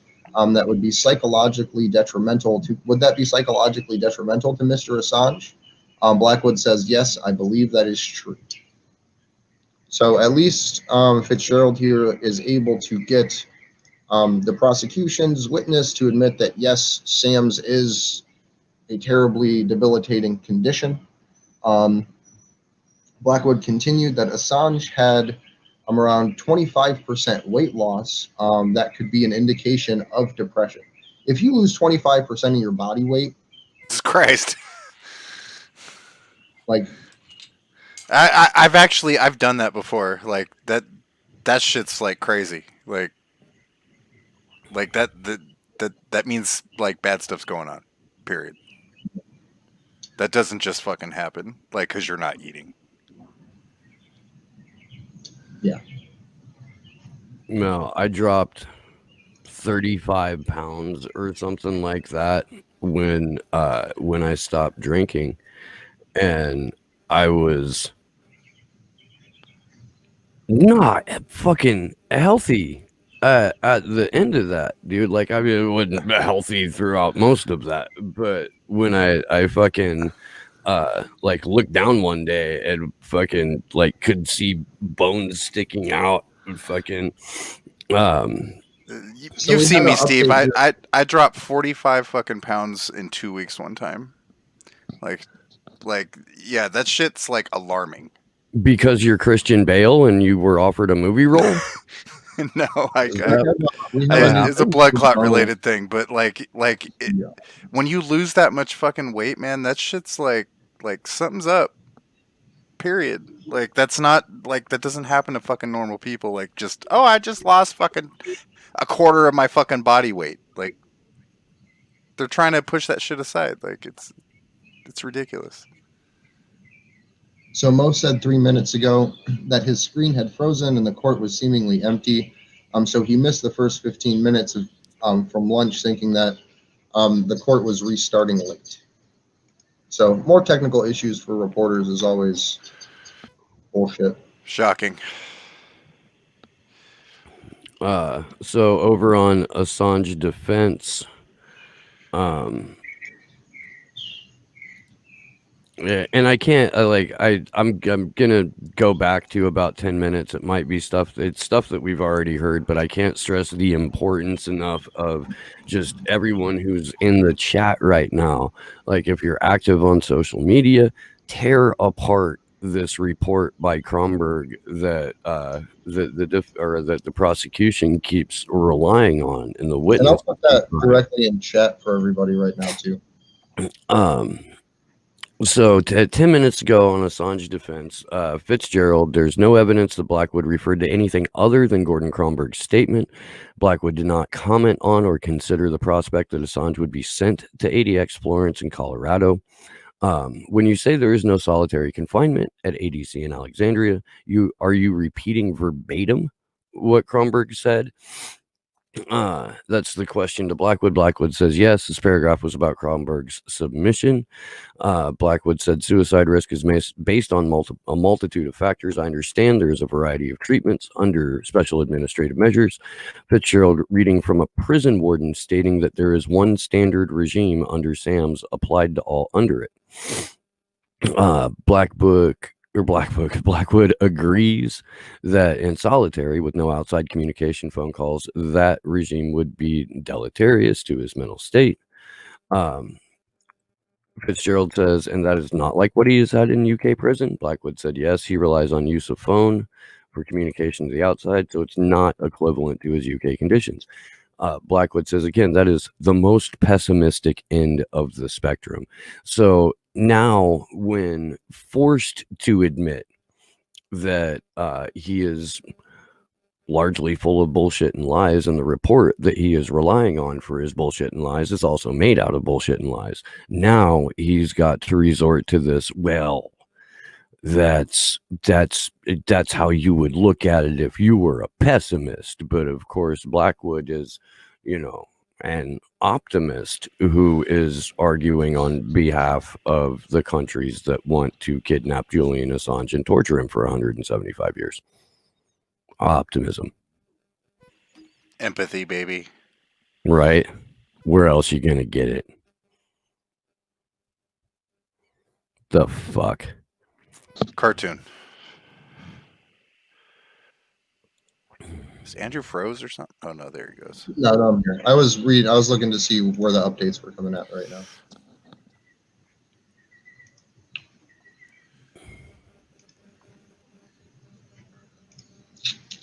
I'm just paranoid because your internet. I need signs of life. No, I'm paranoid with my internet too. I'm really good at sitting still and staring at things. It's strange. We got a nice little exchange, couple of exchanges here on Consortium News. 8 minutes ago, Fitzgerald, do you accept that given the condition of Mr. Assange, you would be negatively affected if subjected to inhumane conditions of detention, i.e. SAMS is described by Maureen Baird as a basic regime? Blackwood says yes, or I think in solitary with no contact with a support group and therapy, yes. Fitzgerald, do you now accept that Assange was taken to the medical wing because of his deteriorating condition? Blackwood, that seems to be the case from the Belmarsh staff report. So you actually missed this part of it earlier, where Blackwood said that the UK prisons forced the medical isolation on Julian Assange. Don't know the legal standing of it, but simply because of that video that came out back in 2019, if you can remember back that far during all this. And that I thought that was particularly disturbing, so I'm glad that that position has changed, but I think that that should still kind of further be investigated, because if it is true, and I'm not saying that it is, the UK shouldn't be able to just medically quarantine someone based on embarrassment. Like, that doesn't make sense. But we do have Mary Kostakidis here coming out. Wait, hold up. Let me conclude the tweet, the exchange here on Consortium News, because it's just so emblematic of everything that has happened during this entire medical portion of the hearing. So yeah, that seems to be the case from the Belmarsh staff report. Fitzgerald, would you agree that Dr. Corson is the person Assange has opened up to? Blackwood, yes. Fitzgerald, did you speak with her? Blackwood, no. Really? Yeah. Stick to the script. Stick to the script. So we have Mary Kostakidis, as of a couple minutes ago, saying the witness agrees that Julian Assange told him he felt better after being moved out of medical care. We'll call it medical isolation, because that would probably be the more appropriate term, indicating that he doesn't cope with isolation well. And again, this was shortly after Julian got admitted to Belmarsh prison that they put him into medical segregation. I think that's actually the term that they use over there. I mean, you got to remember too. He just spent what, fucking 10 years, damn near, in isolation. Like he was already fucking isolated. Like, duh. Right. These people are fucking monsters, man. And I mean, they're shamelessly putting it on display here. That's the worst part of this whole thing, is they're not even hiding it. It's gross. Like, this medical testimony has been like one of the roughest things I've had to fucking listen to in my life. It's fucking disgusting.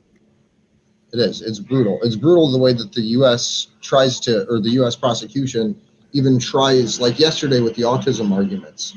I'm going back to literally like 18th century thought on what autism is and what you're capable of as a human.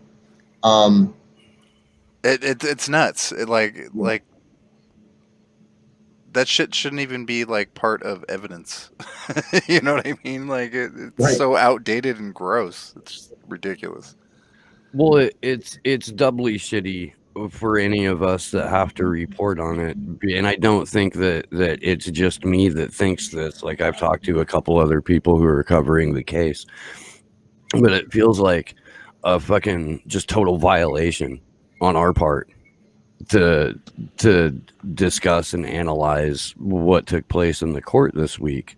Or at least it certainly does to me. Like, it feels like I'm fucking just entirely violating the privacy and life of this man who has a fucking, a government transparency website so that private citizens can keep their private data to themselves and their private thoughts to themselves. Like, I mean, I think this is part of their goal is, like, even if he gets free, like, this shit is gonna linger over his head. You know what I mean? Like, does that make sense? Like that, like it's like they're trying to discredit him. Even if they don't win this case, they're still gonna fucking discredit him mentally. Like, that's fucked. Like, it's just gross, man. So I want to pick up with Defense Assange from about 13 minutes ago.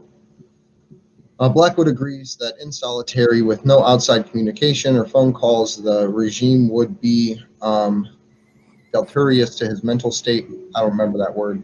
Deleterious. Deleterious, of course.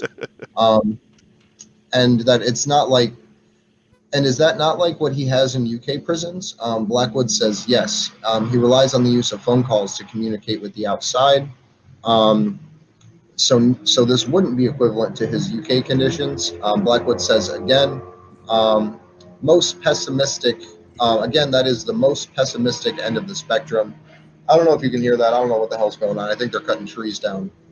Of course they are. Lordy, Lord. And I believe this is Fitzgerald asking again, isolation doesn't agree with Julian. Blackwood says relative isolation, yes, referring to Julian's time in the medical ward in Belmarsh. Aware that Chelsea Manning had attempted suicide in the Truesdale Adult Detention Center. Jesus. Wood chipper? I'm telling you. Dude, like every fucking day, how much like yard work does this fucking neighborhood do? Like, this is weird. There's a guy on the street across from me, like behind this set of houses, that's using a chainsaw. That's a shipping truck that's driving past, and then there's a wood chipper half a block down that way. All fucking feds, probably. Contractors get a contract. If the plumbers knowing that the plumbers in Daniel Ellsberg's case were the ones that were doing contract work for the intelligence communities way back then, I think having a wood chipper wouldn't be too far out of the question for them. Right. But it's quieted down, so I'm going to try to finish this last tweet here. I'll be right back. Are you aware that Chelsea Manning attempted suicide in the Truesdale Adult Detention Center? Blackwood says yes. When giving this glowing review of the Truesdale, didn't you think that was relevant? Blackwood says, I referred to the fact that Julian mentioned it to me. So that gets us caught up with defense Assange. And again, guys, I'm sorry this is a super heavy topic to get through. But yeah, it's just where we're at with the court proceedings, unfortunately. Mary Kostakidis has one out from 5 minutes and one out from 3 minutes. 5 minutes ago, Fitzgerald going through the notes where there are constant references to asking for the Sumerians on the phone. Blackwood says yes, but also during that period he was reported to do better. Fitzgerald asks whether this might be exactly because of access to the Samaritans, for example. And then I believe this is Mary saying this. I have to say that Dr. Blackwood is giving it a go. I have to say Dr. Blackwood is being given a going over and showing signs of stress. So that's good at least. I wish we had access to the cloud video platform, but Mary Kostakidis does do a good job of setting and explaining the scene as well as talking about the case itself and the cross-examining. So I really appreciate her filling us in with those little gaps, because it is something that we are terribly missing out on, not being able to see this cloud video platform. Fitzgerald asks about Chelsea and Epstein, and asks if he would say that Epstein could have resisted the impulse but didn't. Blackwood keeps referring to the predictions that Julian Assange would not be able to participate in his legal process have not come to pass. I would like to remind everybody that Julian Assange did not get to meet with his attorneys for 6 months. I believe it was 4 or 5 cases in a row where he was reported as unwell. So that in and of itself, allowing Blackwood to even say that is a bit audacious. And again, I'll repeat that line. Blackwood keeps referring to the prediction that Julian Assange would not be able to participate in this legal process have not come to pass. So after not being able to meet for 6 months with his attorneys while he was in Belmarsh prison, since then, we know that he has only been given a half an hour before court starts. I was reviewing it actually, and on the second day, it came out that Julian is getting no time after trial to be able to meet with his prosecution afterwards, which is why that daily motion. Not prosecution, not prosecution. His lawyers. Yeah, with his defense. I'm sorry. My brain's hurting. But yeah, he didn't get to meet with his lawyers for 6 months before actually coming into this extradition case. So I mean, that is an extremely unfounded statement. The way I see it is they're just trying to fucking set it up so they can so the defense can appeal. I mean, that's it. I'm sure that the fucking verdict is already in. Oh yeah, I bet Vanessa Bracer files already has all these fucking pre-prepared statements. I mean, she pre-prepared everything else. Why wouldn't she pre-prepare the fucking verdict? You're muted. And Steve. This is no, I'm not. Am I? Steve. I'm muted. This is something that we were talking about when we first got to DC, and it was our good friend Beth, I think, who raised it the first time. It was like, well, the defense is using this time during the actual extradition hearing as a way to lay the foundations for their appeals. And not that means that they're like phoning it in or going through the motions, but what they're doing is honing in on key pieces of argument so that when it comes to the appeals process in a higher court with a different judge, they can present to them the multitude of factual inaccuracies that have taken place on part of not just the prison staff or the respective governments that conspired to destroy Julian Assange, but also the methods by which they achieved that, and the just mountain of fucking smears and lies, God, that that they used in order to detain him, to keep him detained, and to sway public opinion against him. So it's I mean, it's one of those things where, like, it sucks to realize that this whole entire process, and for how just invasive and gut-wrenching the thing has been for everyone, you know, with a pulse and also a heart that has watched it. It's disgusting to think of it as a warm-up. That's essentially what it is. You know what I mean? Yeah. That's kind of how I'm viewing it. And it sucks, man, because again, I don't want to know any of this shit. Yeah, I don't either. Like, this should be private shit. It's medical shit. Let's go. When was the last time that Andre read off anything from Mary Kostakidis? Very recently. I don't know what minute he was on though. I have to walk away for like a minute. My teeth are floating. Go for it. If Andre already read this, I'm sorry, but 11 minutes ago, Mary Kostakidis Fitzgerald going through the notes where there are constant references to asking for Samaritans on the phone. We went through this, I believe, yesterday. Samaritans are the suicide prevention helpline in the UK. Blackwood says yes, but also during that period, he was reported to be better. Fitzgerald asks whether this might be exactly because of access to the Samaritans, for example. At this point, Mary makes an editor's note saying, have to say, Dr. Blackwood being given a going over and showing signs of stress. Fitzgerald asking about Chelsea and Epstein, asks if he would say Epstein could have resisted the impulse but didn't.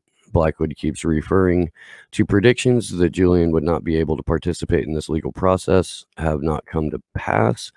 Fitzgerald quotes Dealey and contrasts, that's Dr. Dealey, the person who testified at the beginning of the week, and contrasts with Blackwood's descriptions based on another prison healthcare worker's notes that include comments like that he has had successful relationships with numerous women.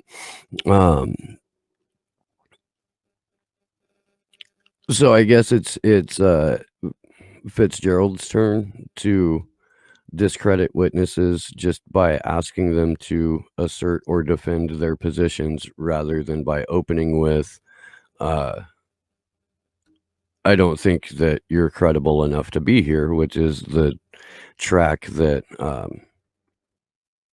what's his name? Lewis, Captain Coke knows. Is that his new name? I think it's gonna be. I think it's gonna be Mr. Mega Brain himself. Mega Brain. Mega Brain. Fuck! It really does sound like a bad fucking Disney villain, right?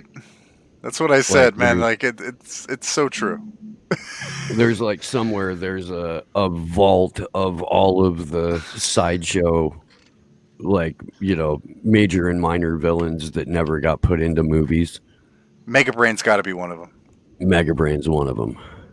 They did have one that was Mega Mind. I can't remember what. Oh, that's right. That was blah blah blah. It was one of the like The Incredibles or something. No. I think that was the one with the guy that sounded Russian. Steve Carell did it. Okay. I don't fucking remember. They put Steve Carell in everything, so that doesn't really. No, that's what made him like kind of like more famous again. God, Okay. I don't remember. Gru was the guy's name in that one, but I think that's the one with Megamind. Okay. Maybe somebody in the chat knows. I don't know. But repeat that, Andre. You're gonna have to repeat that. You froze. Sorry, we're back on a short recess after Blackwood's testimony ended, as Dr. Sandra Crosby is getting ready to come in after the break. And I'm not sure if this is a defense witness or a prosecution witness. And I'm sure we'll get some clarity once she takes the stand with some tweets. But just put that out there. I'm not currently aware if she is for the defense or for the prosecution.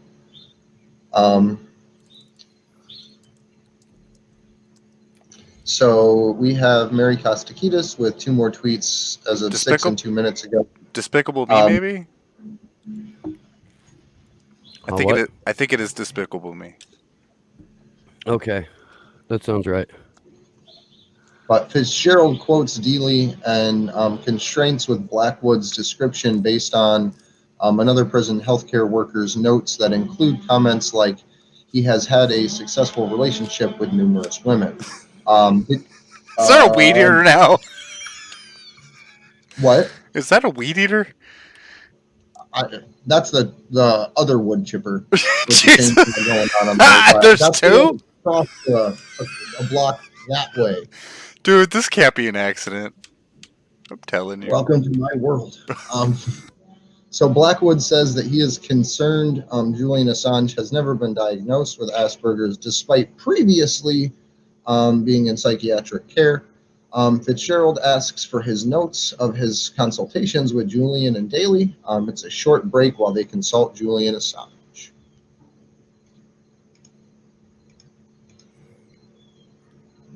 Well, it's awful nice that, you know, once or twice a week throughout 8 hours a day of testimony, they consult the defendant. Yep. So Juan Passarelli, I don't want to read through all the other stuff again. I'm just going to go to his latest one from 2 minutes ago. He says, 5-minute break. The camera pans to Julian, who seems to be instructing Fitzgerald. Fitzgerald has to put his ear to the glass in order to hear Assange. Julian is wearing a mask and is well groomed with a smart suit, white shirt, and a tie. So just to run through it here so everyone knows what happens leading up to Julian actually arriving in court. I don't know about today because the timetable was a little bit different for starting off. There was a 2-hour delay in the court proceedings this morning. But every other morning, not sure about today's time, but Julian is woken up at 5 o'clock in the morning. He is strip searched. He is x-rayed. He is handcuffed. He is placed in what has been described as a vertical coffin inside of a transport vehicle to then be driven an hour and a half from Belmarsh Prison to the Old Bailey, to be removed from the vertical coffin inside of the transport vehicle, to be placed inside of a glass box where he's now wearing a mask. That's terrible. Fitzgerald, his lawyer, literally has to put his ear to the glass to hear Assange talk. There's a little follow-up from Assange's defense that says, actually, there may be one more question for Blackwood after recess. He's still on the stand, and Fitzgerald just took instruction from Julian. Oh, hey. Okay. So they might not be done with that witness yet. We will see. I wonder if Blackwood is there in person or via video link. Sounds One like more time? Sounds like he's in person. Do we know if Blackwood's there in person or is he there via video link? I think he's there in person. I mean, his name's what, Nigel? So I'm assuming he's from around there. He's local. Based on the Nigility of his name.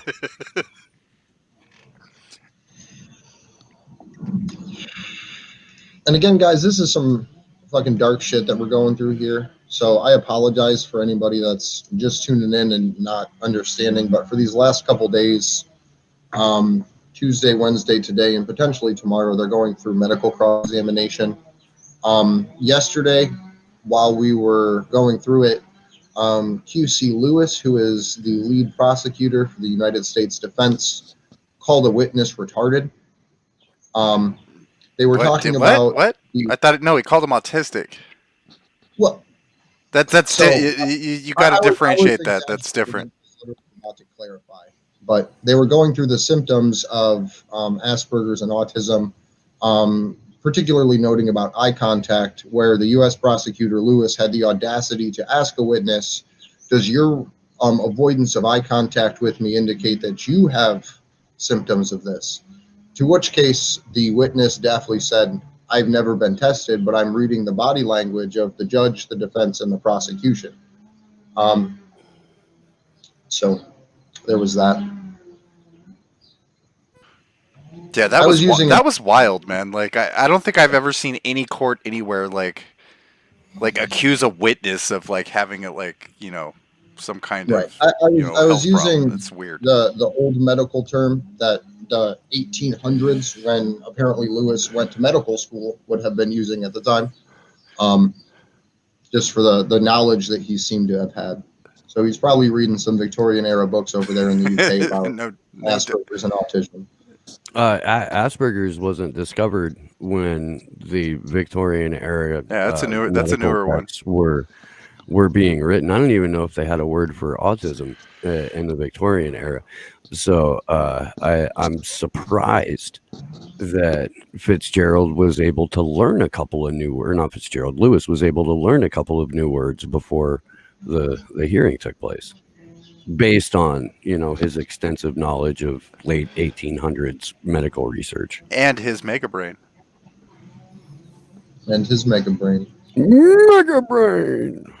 Can you pull that picture up just so we can give people some reference to that? Yeah, dude, I'll go hunt for it. You should bookmark that shit. It should. I should. You're right. I need to go save it. So one of our it needs to be memed. Shout out to Ryan Christian, the last American vagabond, for consistently retweeting the fact that we are live and covering this hearing. Much love, Ryan is going through a ton of unnecessary and overreaching censorship in his own right. And so big shout out to him for thinking about us, even though he's going through a fucking just shit show from YouTube. And I've been out of the loop for a couple weeks since you guys have been in DC. More shit happened? Yeah. Oh damn! I'll have to. Okay, so I'm gonna go ahead and save this. I'm gonna go ahead and save this picture, but I'll put it up in a second. Okay. I'm gonna meme the fuck out of that picture. So, in case you haven't been with us for the last couple of days, our friend Nikki over in France, who, by the way, is having problems commenting on the thread. She's been shut out and keeps getting like error messages or you don't have permission to comment here. So if anyone has any advice on how to fix that, please let me know so I can pass it along to her. But she sent this Monday while we were making fun of James Lewis QC, who apparently and he's calls charming. himself He's also a charming man with a mega brain.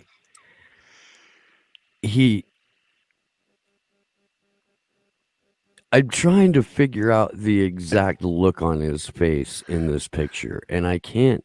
Like, I'm sort of battling between I'd like to wear your face like a mask and fuck them kids. Right, which suite are John Podesta and Joe Biden in again? Because I need to get up there. Where's my adrenochrome? Something. Right. Pass me the adrenochrome and two small children. I think he strikes me as quite charming. Right? Like kind of pizza party. Charming. I mean, charming is not the word I would go with. Just yeah, charming. This guy's a fucking monster. It is charming. Sociopaths are a very weird type of human. I think that's really Rob, you know, it's the face of you can't see my fingers in my bum. Right on, Rob. Rob. Thank you for that. That's fucking great. We need a little bit of humor having to cover this shit. Like, just a reminder of that, because this is some dark shit, man. Like, this is hard to cover. Yeah, look, and if anybody's wondering why we're spending so much time like laughing or cracking jokes, it's because if we weren't, this whole stream would basically just be me screaming into the microphone for 5 hours. It's a coping mechanism. Not with words, just for like fucking 5 straight hours. There's only 2 ways that I'm ever going to process things, and the first is to crack jokes, and the other is to crack faces or bones, or So we have Juan Passarelli picking up. We are back in court. Fitzgerald says you have notes. You have your notes OS interviews with Assange. Maybe the notes from Mr. Davies. You will provide us with any notes. Will you? And Blackwood says, yes, happy to share. And then we get one tweet 4 minutes ago that says, Lewis is back. Oh my. Lewis has a couple quick questions and Blackwood is dismissed. So is there another short recess while they bring out the next witness? That's what I'm looking for here. You have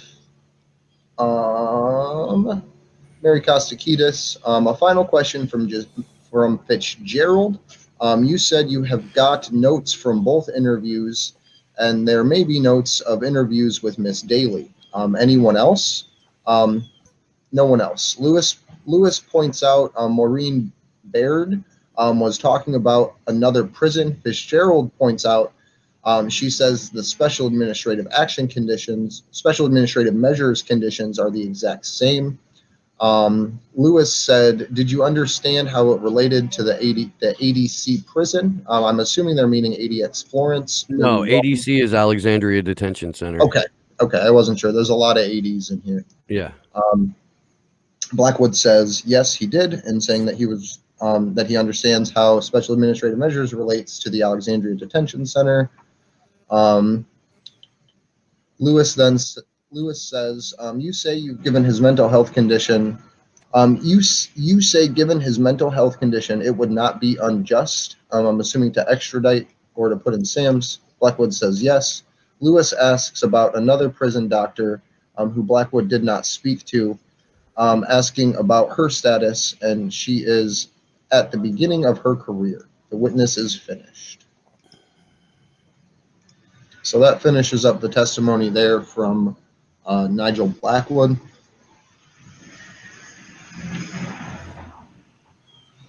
And again, earlier in court, You're cutting out. You cut out a second. So earlier today in court, you literally had the prosecution's witness say that Fitzgerald was giving a pessimistic view of what could happen to Mr. Assange if he is sent to the UK court system. U.S. court system. Special administrative measures is the same no matter what prison you're sent to. It doesn't matter. As they refer to it, the regime of special administrative measures does not change. It is just the facility that changes while you're placed in it. So ADX Florence, MCC, and the Alexandria Detention Center would all have the same special administrative measures. It's not varying from place to place. That is a federal thing that gets placed on them that we know would most likely get placed on Julian when he's sent over here, if not definitely placed on him. Somebody on Twitter just pointed something out to me that Julian has a chronic lung condition. Like, this is something we all know and we have all accepted. According to the government's own COVID-19 guidelines on mask wearing, Julian should not be wearing a mask in that room.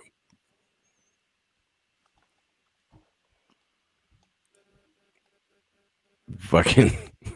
So it seems like in an effort to make it look like they're complying, since they just had to since they used social distancing as a reason to clear the courtroom yesterday from having more supporters in it, that they're violating the NHS's own health guidelines in order to drive home the point that they're going to use social distancing and COVID protocols as a means of enforcement.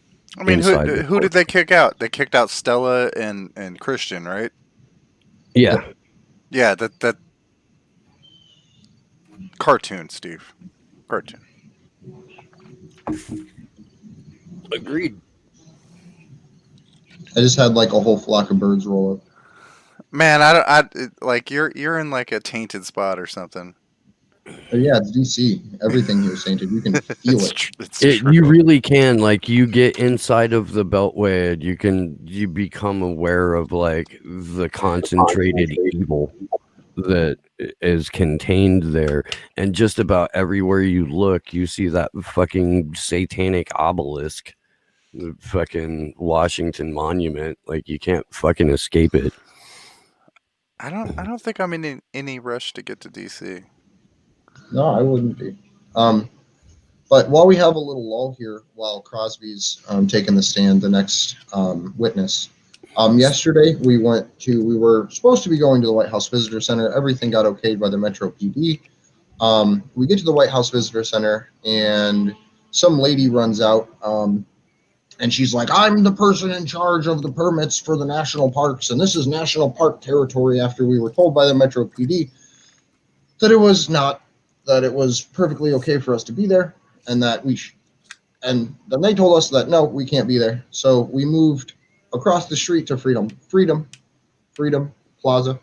Under her direction, she said, "You guys can move over there. I just can't have you here." We set up, we were there for an hour. We talked with, I don't know, maybe 24 people or so as they were going past, getting honks, waves, the usual. And then 2 park policemen roll up and say, "You guys can't be here. You have to take this down. You can't have a setup."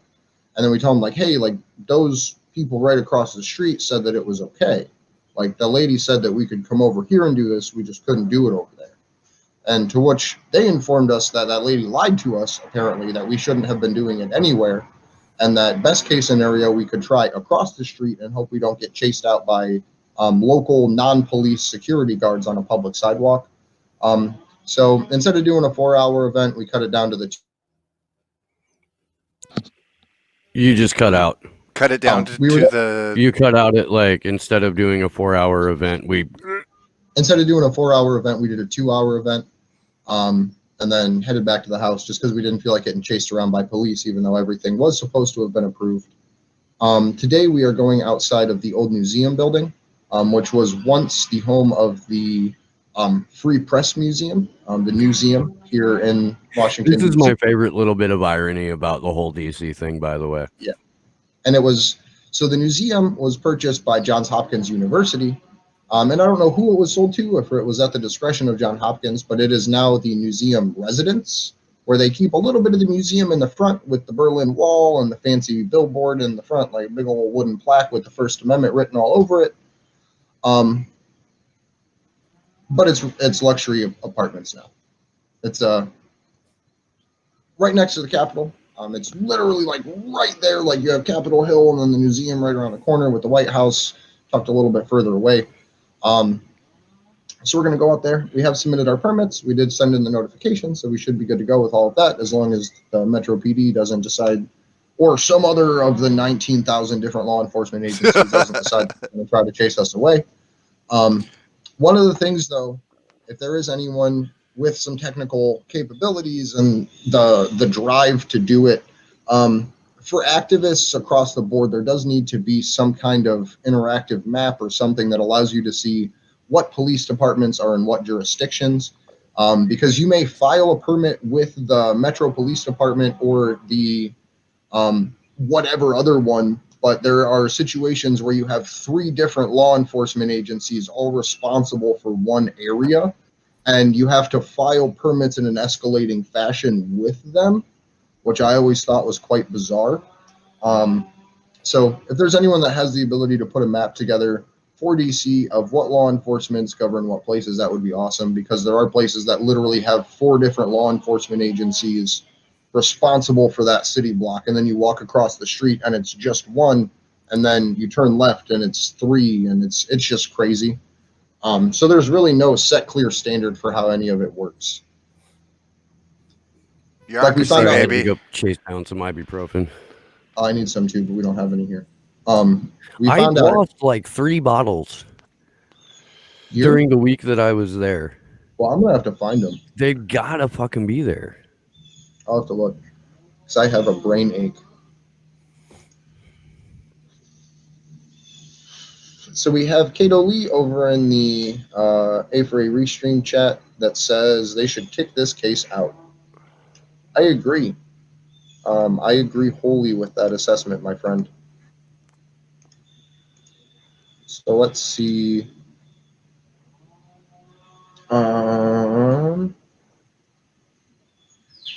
So we have Kevin Gastola actually putting a tweet out 18 minutes ago. We already read that one, I think, maybe.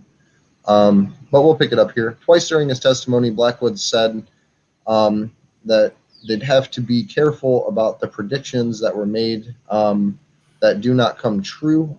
He said the prediction that Assange wouldn't be able to engage with the proceedings. Fitzgerald said that he may challenge the judge or court on this particular issue. Like we'd said, Julian didn't get to meet with his lawyers for 6 months leading up to this. I'm not going to read through all of Kevin's.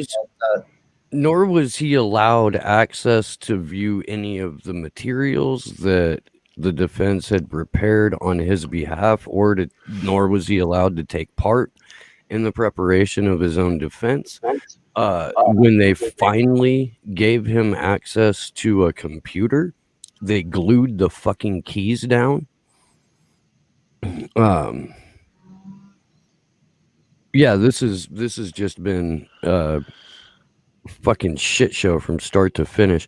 According to Mary Kostakidis 5 minutes ago, the next witness, Dr. Sandra Crosby, is on video but isn't able to hear the court. Are you fucking kidding me? That's and watch the concierge is gonna fucking blame the defense. Oh, sure. Sure. Why wouldn't they? Asshats. So Crosby is apparently one of the doctors who started visiting Julian Assange while he was still in the embassy. There's a piece out by The Intercept right now that just came out that kind of details who she is, and also gives a pretty thorough background on the psychological and physical harm that Julian Assange was exposed to and suffered while in the Ecuadorian embassy. Recall that well over 5 years ago, the UN Working Group on Arbitrary Detention made a determination that Julian Assange was being arbitrarily detained in the Ecuadorian embassy. So this is a ongoing thing here, and hopefully they can sort out their fucking video mess, because I have a feeling that this witness will be able to I don't know, clear some shit up. Yeah, as of a minute ago, she was able to properly connect, and Mary Costaquitas says here, Fitzgerald said, "You saw Julian Assange on a number of occasions starting in October 2017. Crosby says, I was visited to do this by an American doctor due to the effects of Julian Assange's confinement in the Ecuadorian embassy, and I visited him twice in Belmarsh prison." So this is someone that can speak on Julian's condition before. It may be because Fitzgerald is getting to ask questions first. I'm not sure if this is a defense or prosecution witness. It's a defense witness. She's visited Julian in the embassy a couple of times. She was there at the behest of a U.S. doctor who wanted a team to come and evaluate the long-term conditions of living in the embassy under what amounts to arbitrary detention. So she was part of a medical team that came to see how living like that affects somebody. Wrote some pretty declarative things about it as late as January of this year.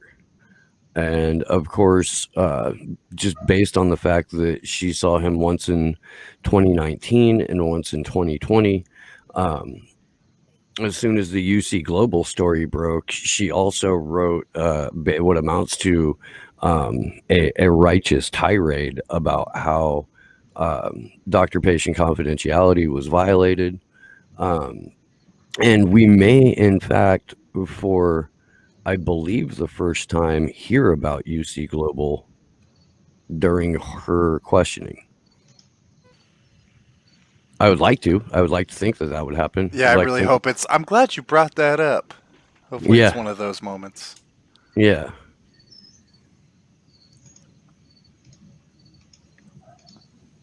We gotta have at least 2 of those a week. Yeah. Cartoon.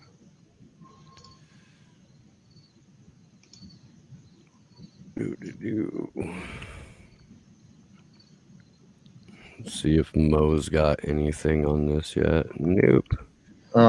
We have 1 minute ago by Juan Passarelli.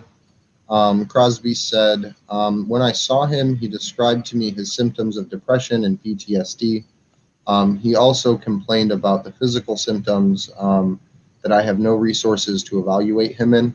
So she's speaking specifically about his mental state and not about the physical conditions that he said he was having. So I think that we'll just make sure we make that distinction here. I'm sure Lewis will try to use something along those lines in the second half of this to push back against her. Oh, this is just so gross, man.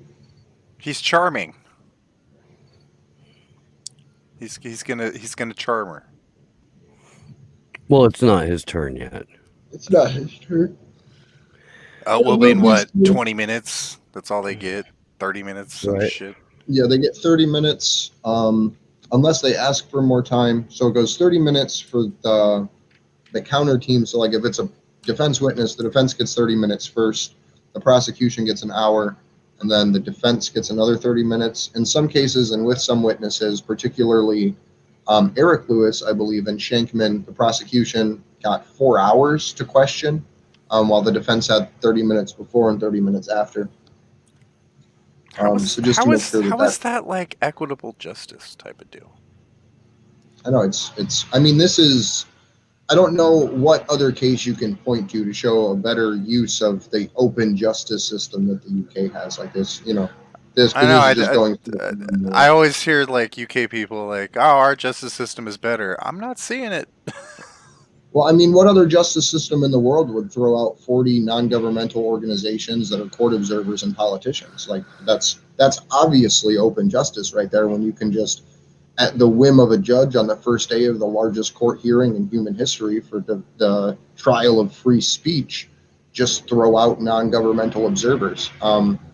We had Rebecca Vincent actually come on with us I think it was the Saturday before everything kicked off, and she described what the situation was as essentially worse than Turkey.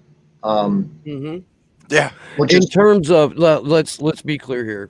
Yeah. In terms of access to the hearings, in terms of Reporters Without Borders' ability to be present and cover what was going on, she said the UK had limited their I don't know if rights is the correct word, but eliminated their ability to participate in the process at a rate that made Turkey look good. Turkey, if you're not, and this is something that we need to have Partisan Girl back on for, is so that she can explain better the adversarial relationship between Turkey and the northern part of Syria, as well as Turkey's relationship with the U.S. military and our own, I guess, aims and objectives in the region. If you remember, Turkey has a like quasi dictator in their president Erdogan. And for that guy's courtrooms to be more accessible to Reporters Without Borders than the United Kingdom's, it is pretty fucking hectic, if you ask me. It's a nice way to put Cat it. Terrell, real quick in my chat, Cat Terrell is wondering about Commander X. Commander X poked his head back up last week on Twitter, so he is around. I spoke to him very, very briefly.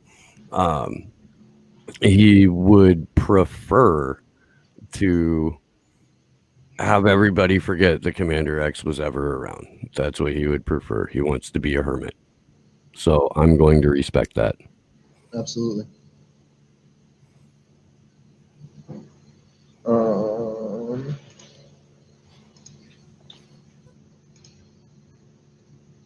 So we have Juan Passarelli with a couple more tweets here in the last 3 minutes. In Belmarsh prison, he described depression and suicidal thoughts, and being watched a documentary series that is grammatically strange, but I don't even want to finish that one. In my further visits, his depression's worsened. Oh, the wood chipper's right in front of me now. And in my further visit, his depression was worsened in December 2019. Assange told me that he was not revealing the full extent of his depression because he feared that it would put him under a worse condition.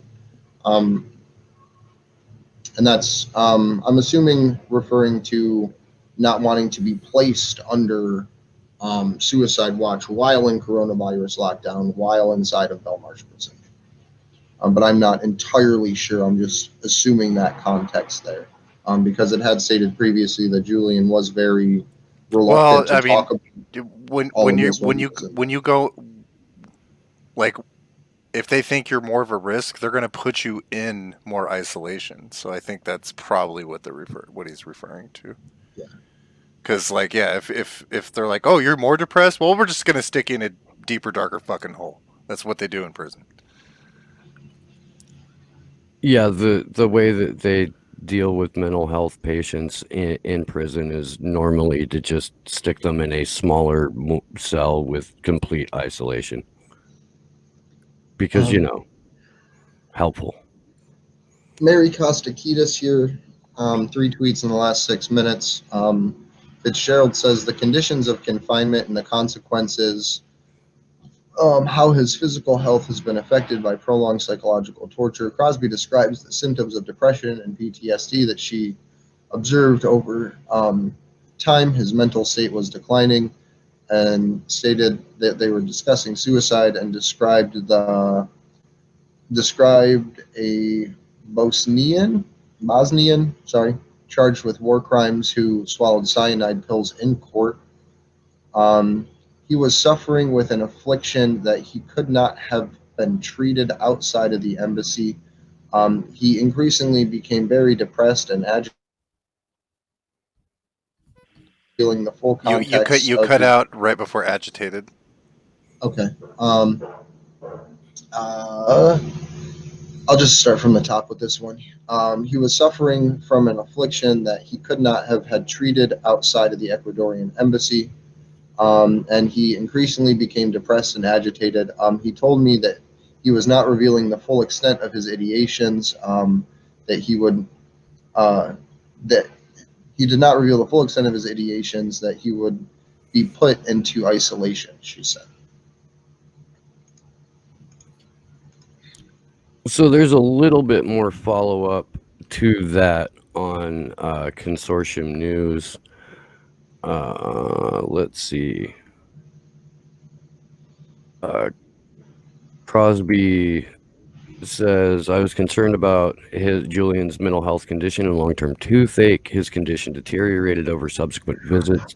He looked substantially different. He couldn't think straight, couldn't remember names, appeared severely depressed, talked about suicide, pleaded for help. And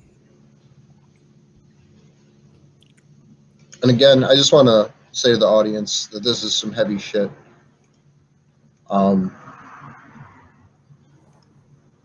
Yeah. Yeah.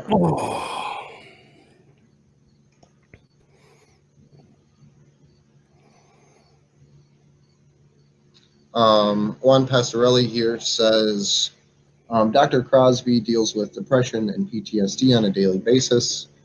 And I don't know if that's in reference to patients or to herself, but well, no, I don't out there without that. Here we go. Mary Costaquitas says, she said he was extremely depressed, and access to the Sumerians had helped him, that she deals with depression and PTSD in her clinical practice. Lewis objects. Fitzgerald says, did you form a view of his condition?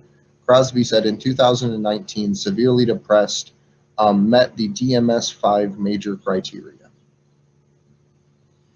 I would like to give a special thank you to the Assange defense account for retweeting the interview that I gave Danny Sherson and Fortress on a Hill about Julian's case. I gave the interview a couple of weeks ago.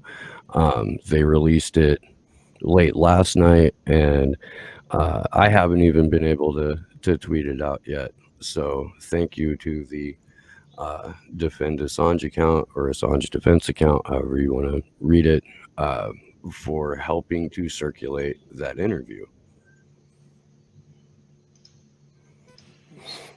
Yeah, it's out now. Yeah.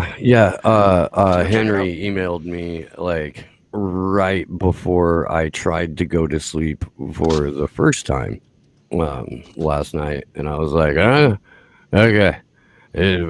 And then, that's as far as I got with it. I ended up not getting it. So, real quick, we have Lewis being Lewis before it's even his turn to be a Lewis. Is he dropping a Lewis? No, he's dropping a Lewis as an objection. The prosecution objects to a question about Assange's psychiatric and psychological state, that she is not an expert on that. Fitzgerald for the defense references her expertise in treating people with psychiatric trauma. So apparently the mega brain can't just wait his turn to be a facetious shitlord. And that in the facetious shitlord, that's a great term. In the middle of the defense's questioning now, he's raising objections about expertise, while this woman has stated that she is an expert multiple times, that she has a clinical practice that she regularly meets with people with severe depression and PTSD. So as Lewis is a joke, like I don't even see how that objection can be brought up in court in that way, just straight in the middle of the defense's questioning. It just seems like a way to waste time. Like you said, facetious shitlord. Facetious shitlord. That was hard to say. It is a hard one to say. I imagine. I do. And so this is going back to Mary Costakitis here. Fitzgerald, this is halfway through the tweet above the new one.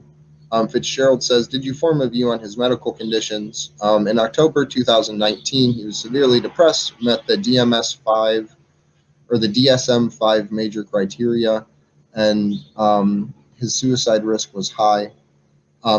He said the trigger would be extradition to the U.S., where his life would be intolerable.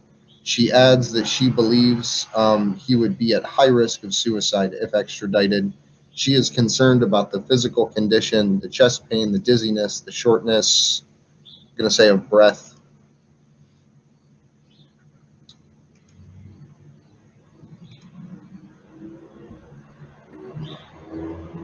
Mo has 2 tweets out here in the last minute.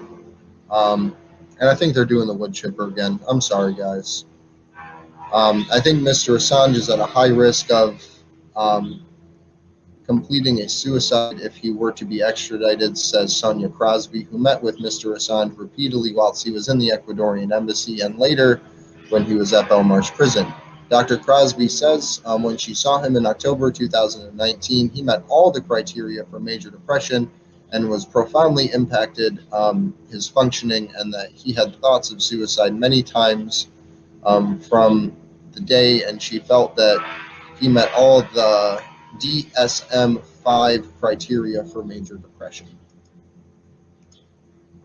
Can you hear that wood chipper real bad? Of course. It's just I don't see it picking up, so I wasn't sure. It's not. We can still hear you, so it's all right. Okay.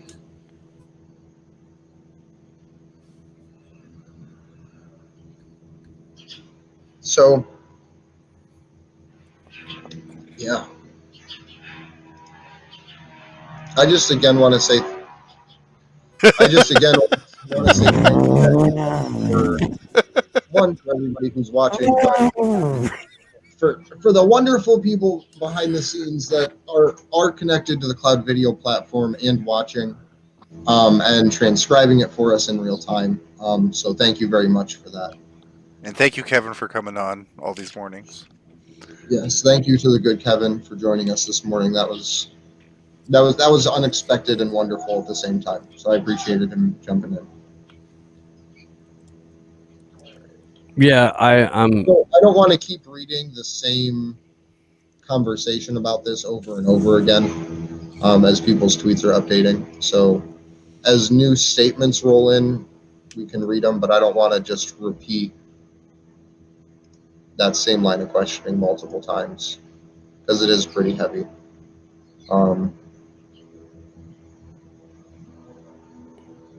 So actually, as of 1 minute ago, more discussions of this is from @Defense Assange.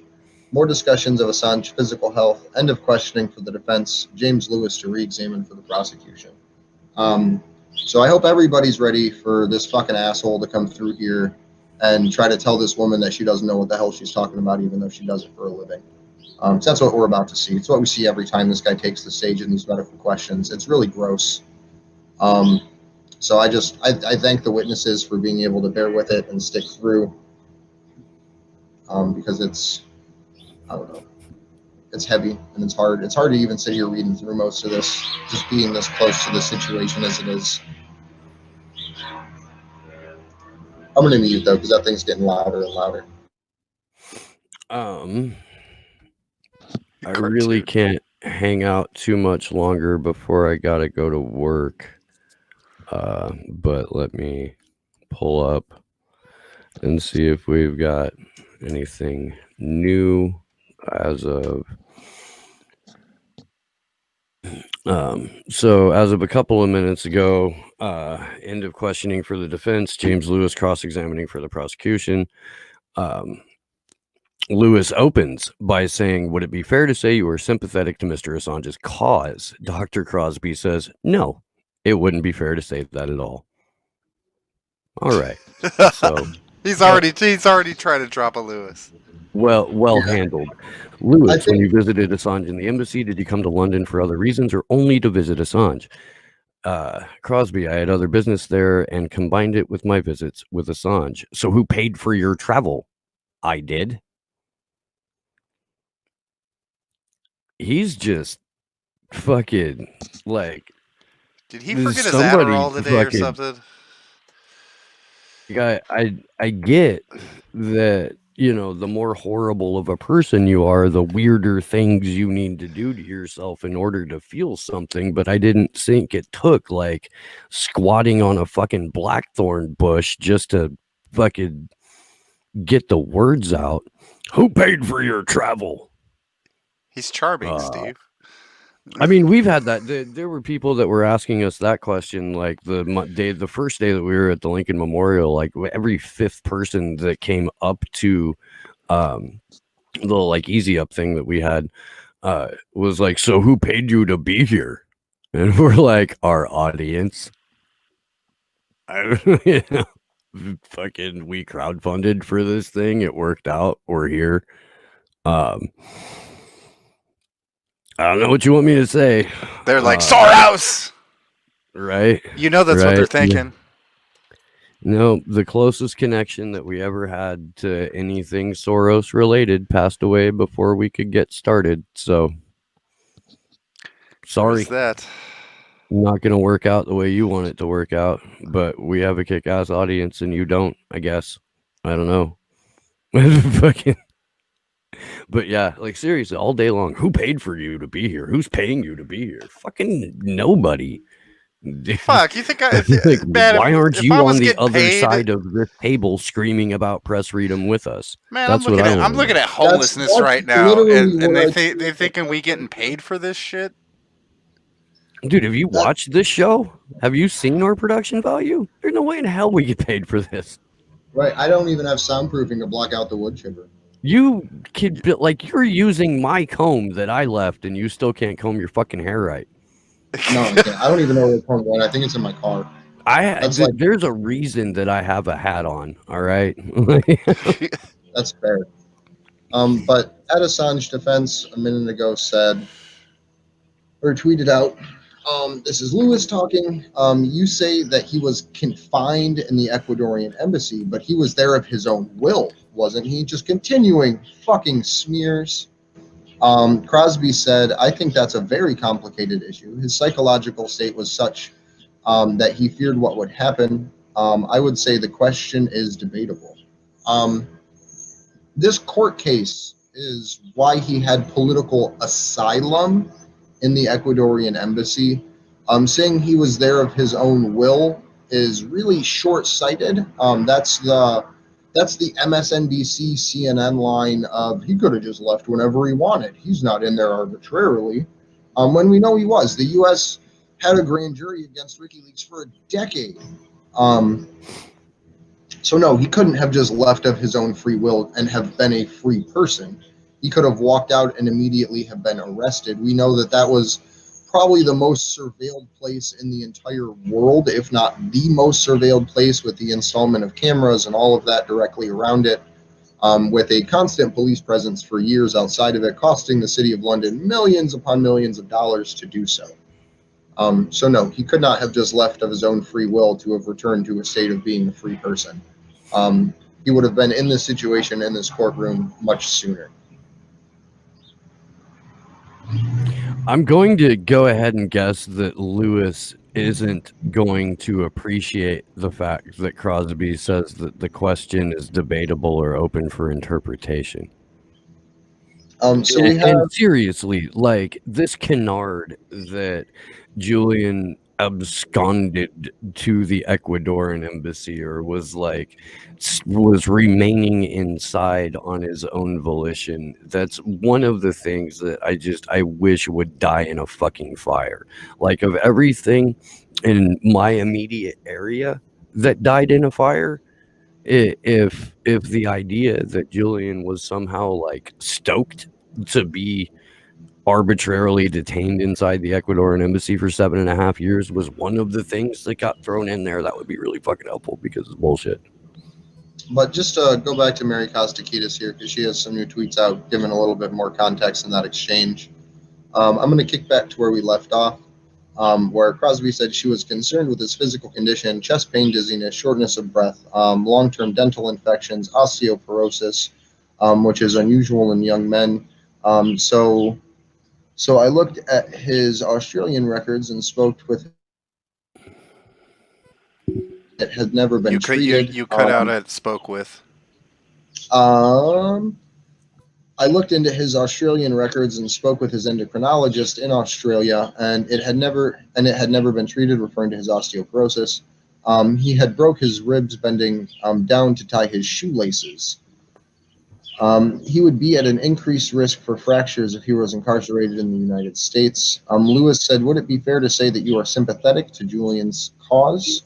Crosby says, no, that would not be fair. Lewis continues, asking, what was the purpose of your trip and who paid for it? I paid for it, multiple reasons, but mainly to see him. Lewis says, all his problems have been addressed in prison. Crosby says, no, not the osteoporosis.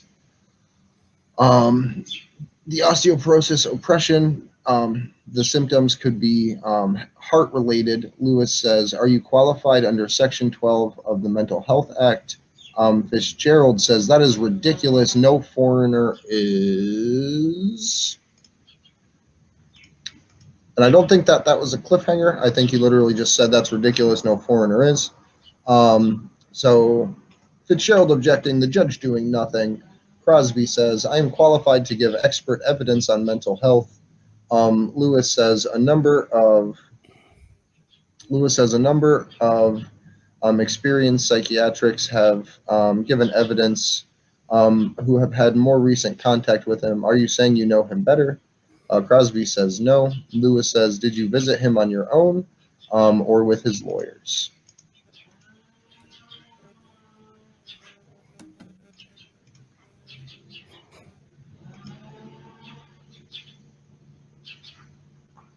And I am seeing.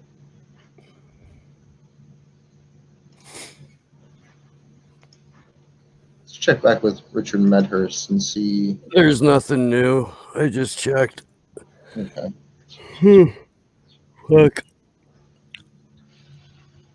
I'm gonna have to bounce and take my ass to work now. Okay, I think this is a good place to stop because Lewis is just going to be a terribly charming, mega-brained, horrible person for the rest of this. It's how he treats all these medical witnesses.